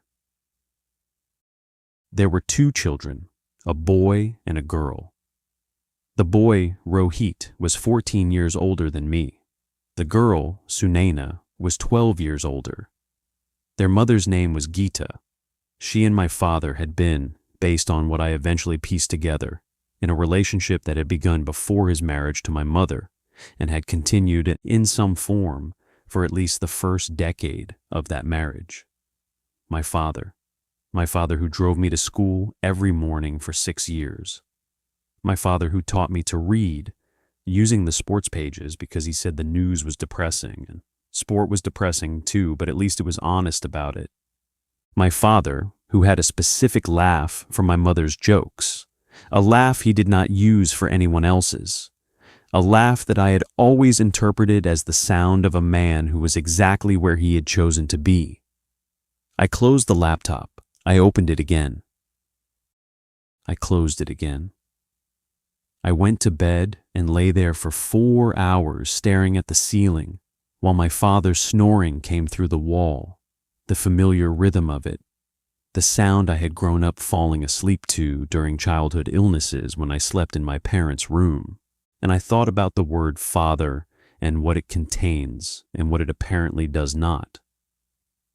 I did not tell anyone for 6 months. 6 months is a long time to carry something like that alone, and I do not recommend it, and I also could not have done anything differently. I could not tell my mother. The thought of it produced a physical response in me, a tightening in the chest, a kind of preemptive grief for what her face would do. I could not tell my sister Preethi, because Preethi is 3 years younger than me and has always loved our father with a simplicity that I envied then, and that I was not capable of dismantling without more information, without being certain. And I could not tell my father because I was not ready in those 6 months to watch him explain himself, to see what face he put on when the thing he had buried for 30 years came back through the door, so I carried it. I went to work. I had dinner with my family on Sundays. I passed my father the salt and listened to him talk and watched his particular laugh appear for my mother's particular jokes. And I sat inside the knowledge of what I knew, the way you sit inside something that has no exit, just the sitting. In the 4th month, I found Sunaina on social media. This was not difficult. She used her full name, had a profile that was modestly public, lived in the city where she had been born, worked as a physiotherapist, had a husband and a young daughter. Her profile picture showed a woman in her early 40s with a wide smile and my father's eyes. My father's eyes. I know what my father's eyes look like. I have looked at them across 1,000 dinner tables and in 1,000 car journeys and in the bathroom mirror every morning of my life, because I have them too. They are a distinctive light brown, slightly more amber than brown, with a particular quality of attention in them, the look of a person who is genuinely interested in what is in front of them. I have been told my whole life that I have my father's eyes. I have always considered this a gift. I looked at Sunaina's profile picture, and I saw my father's eyes in another woman's face, and I put my phone face down on the table, and I sat very still for a while. In the 5th month, I made a profile on the genealogy website under a different name, and I messaged Rohit, the older one, because I had looked at his profile long enough to form a sense of him. The way you form a sense of people from the carefully curated version of themselves they present online. And what I had formed was the sense of a man who was unlikely to be easily destabilized. He had a quality in his photographs, difficult to name, a kind of settled quality, as though he had arranged himself in relation to the world and was not anticipating significant rearrangement. I sent a careful message. I said I was researching family history and had come across some records that might indicate a connection. I said I did not want to intrude, and he should feel free not to respond. He responded in 4 hours. He said, "I wondered when this would happen." 8 words. I read them several times. He said, "I have known about you since I was 17. Your name is Kavya. You were born in October. Your father's name is Suresh." I sat with my phone and I thought about a 17-year-old boy learning that his father had another family, another daughter. And I thought about the 26 years between that learning and this message, the 26 years in which he had known my name and I had not known he existed. And I felt something I still do not have an exact word for, a combination of vertigo and something almost like recognition. We exchanged messages for 3 weeks before we spoke on the phone. The messages were careful at first, and then less careful, the carefulness dropping away the way it does when 2 people are circling the same thing, and both of them know it, and the circling starts to feel like a waste of the limited time available for honesty. He told me what he knew. He told me with a flatness that I recognized as the flatness of something that has been processed over a very long time, not without feeling, but with the feeling organized into something that could be described without falling apart. His mother Gita had met my father when they were both in their early 20s. She had known from relatively early in the relationship that he had another family, a wife and children in another city, and she had continued the relationship anyway, which is a fact that Rohit presented without judgment of his mother, and without requesting judgment from me, and which I received the same way, because I was in no position to judge anyone's choices in this story from outside them. The relationship had ended, more or less, when Rohit was around 10. My father had, by Rohit's account, reduced contact gradually over the years, the way you reduce something when you are trying to let it expire rather than end it, until the contact was minimal and then nothing. His mother had not pursued it, She had raised her children in the city where she had always lived, and had spoken about my father rarely and without significant bitterness, which Rohit attributed to a quality in her that he described as pragmatic, and that I privately thought might also be the result of a very long time spent deciding not to feel certain things. Rohit had looked for information about our father's other family when he was 17, in the pre-internet way, through a combination of directory inquiries and a single trip to our city that he had not told his mother about. He had found enough. He had seen my father from a distance without my father knowing he was there. He had seen me as a child, outside our building, and he had stood at a distance and looked, and then gone home and not gone back. He had not contacted my father. He had thought about it, he said, many times over the years, and had always arrived at the same place, which was that the contact would cost more than it returned, for him and probably for others, and that the version of the story he had was sufficient for the life he was building. I asked him if his sister knew. He said yes. Sunaina had been told when she was 18 by their mother, because Geeta had apparently reached a point where the not telling felt worse than the telling. I asked what Sunaina felt about it. He was quiet for a moment, and then he said, "Sunaina is different from me. She has not made peace with it the way I have. She thinks about it more. I am telling you this so you are not surprised if she ever reaches out, and so you understand that reaching out from her would mean something different than it meant from me." I understood. We have spoken on the phone 11 times over the past 8 years, Rohit and I. We do not have a name for what we are to each other, have not tried to find one, which feels right. He is a person who shares half of my origin and with whom I have built, carefully, something that resembles friendship, without quite being friendship, because friendship does not usually come loaded with this much history. He is steady and thoughtful and occasionally very funny, and I am glad he exists, which is a sentence I could not have imagined forming when I first found his name on a genealogy website. Sunaina has not contacted me.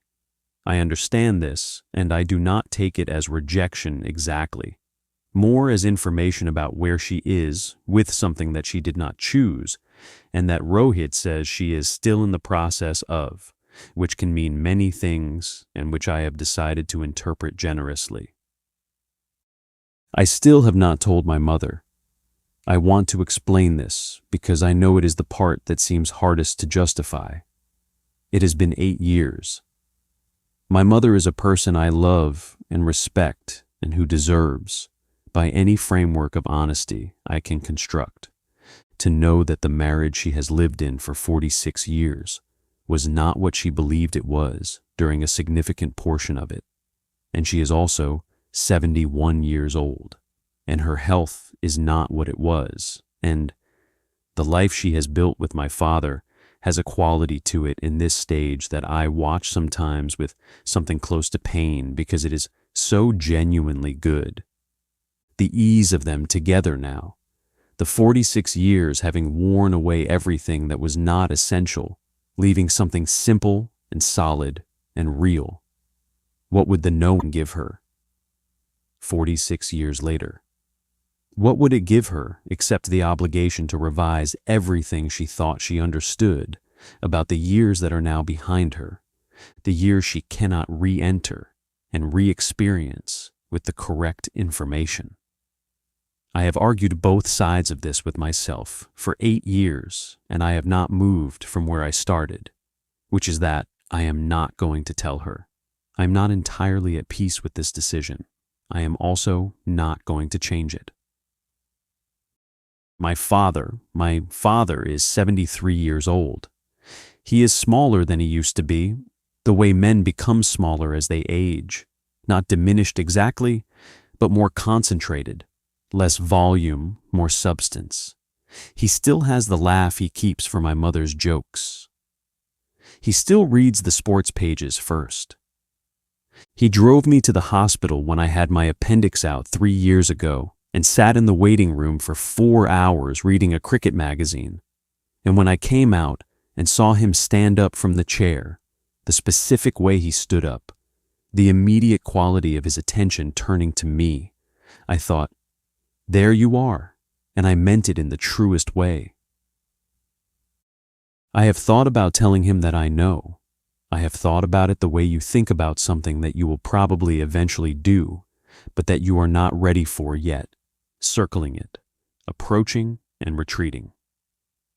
I have rehearsed the conversation in my head many times, and in every rehearsal it goes differently, and in none of the versions does it resolve into something clean.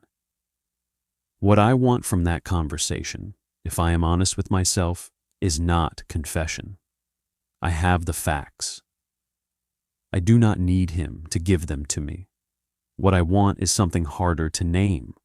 I want to know who he was then, the man in his 20s and 30s who maintained 2 families in 2 cities and drove his daughter to school every morning and had a specific laugh for his wife's jokes. I want to know how those things existed in the same person. I want to know if he thought about Rohit and Sunaina when he was with us, if they were a presence in some part of him while he was building this life, or if he had the capacity to fully inhabit each life while he was in it, which would be its own kind of answer about who he is. I want to know if he knows that Rohit stood outside our building once at 17 years old and looked. I do not think he knows. I think that would have changed something in him. The knowledge that his son from that other life had made the trip and stood at that distance and looked and then gone home. I think even a man who had organized his life around a particular silence would find that knowledge impossible to simply absorb. Last year at my father's 72nd birthday dinner, my sister Preeti gave a toast. She is a person who loves fully and expresses it fully, and the toast was the toast of someone like that. Warm and detailed and full of specific memories, the kind of toast that makes the person being toasted feel genuinely known. She talked about the school drives. She talked about the sports pages. She talked about the way he listened, the quality of his attention, the amber eyes. I sat at that table and I held my glass and I looked at my father's face while my sister described him. And his face was the face of a man receiving love that he felt he had earned, which maybe he had and maybe he hadn't, and maybe both of those things were true simultaneously in the way that I have come to understand most true things are. I thought about Rohit sitting somewhere in his city with his steady, settled quality. I thought about Sunaina, who thinks about it more. I thought about a 17-year-old boy standing outside a building, looking at a life that was half his and entirely not his, and then going home. After dinner, my father and I stood on the balcony for a while. It was a warm evening, the city doing its thing below us, the ordinary noise and light of a city at night. He was talking about something, some cricket match, some statistic he found interesting, and I was listening with half my attention, and with the other half I was looking at his profile, the 72-year-old face I had known my whole life, and I was thinking about the 25-year-old face I had never seen and would never see, the face that had made the choices that made everything else. He turned and looked at me and said, "You are quiet." I said, "Just tired."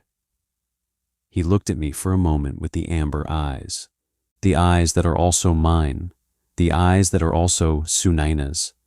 And then he said, "Go home and sleep. We will talk next week.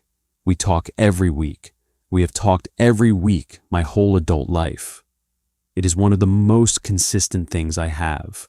I am going to tell him, not tonight, not next week, but at some point I am going to sit across from him and tell him what I know and ask him what I need to ask. Because I have been carrying his secret for 8 years, and it has been long enough, and I am not my uncle, choosing to stay at the edge of the lake. I am not my grandmother locking things in boxes. I am not my father maintaining a silence across a city, across a generation. I have Rohit's number in my phone under a name that is not his name because I am not ready to explain the contact to my sister if she ever looks. I have Sunaina's profile saved in a folder I do not open often. I have a screenshot of the birth record, the first thing I found on that Tuesday evening, the leaf that unfurled when I was not ready for what was underneath it. I have my father's eyes. I look at them in the mirror every morning and I think about what we carry without knowing we are carrying it. What we are given along with everything else, what lives in us before we have language for it, before we have any framework for understanding where it comes from or what it has cost. And I think about Rohit, who knew my name for 26 years before I knew his. And I think about the laugh my father keeps only for my mother. And I think about how a person can be fully real and fully unknown at the same time. How you can love someone your entire life and be standing, always just outside the room, where the truest version of them lives. I have been standing outside that room for 8 years. One day, I am going to knock. I do not know yet what I will say when he opens the door. I do not know what face he will have when he sees me standing there with everything I know. But I know he will open it. That is the thing about my father, the thing that has survived everything I have learned about him, the thing that I cannot argue away no matter how long I sit with what he did. He has always, when I have needed him to, opened the door. I am counting on that still being true. I am terrified that it will be. I am more terrified that it won't.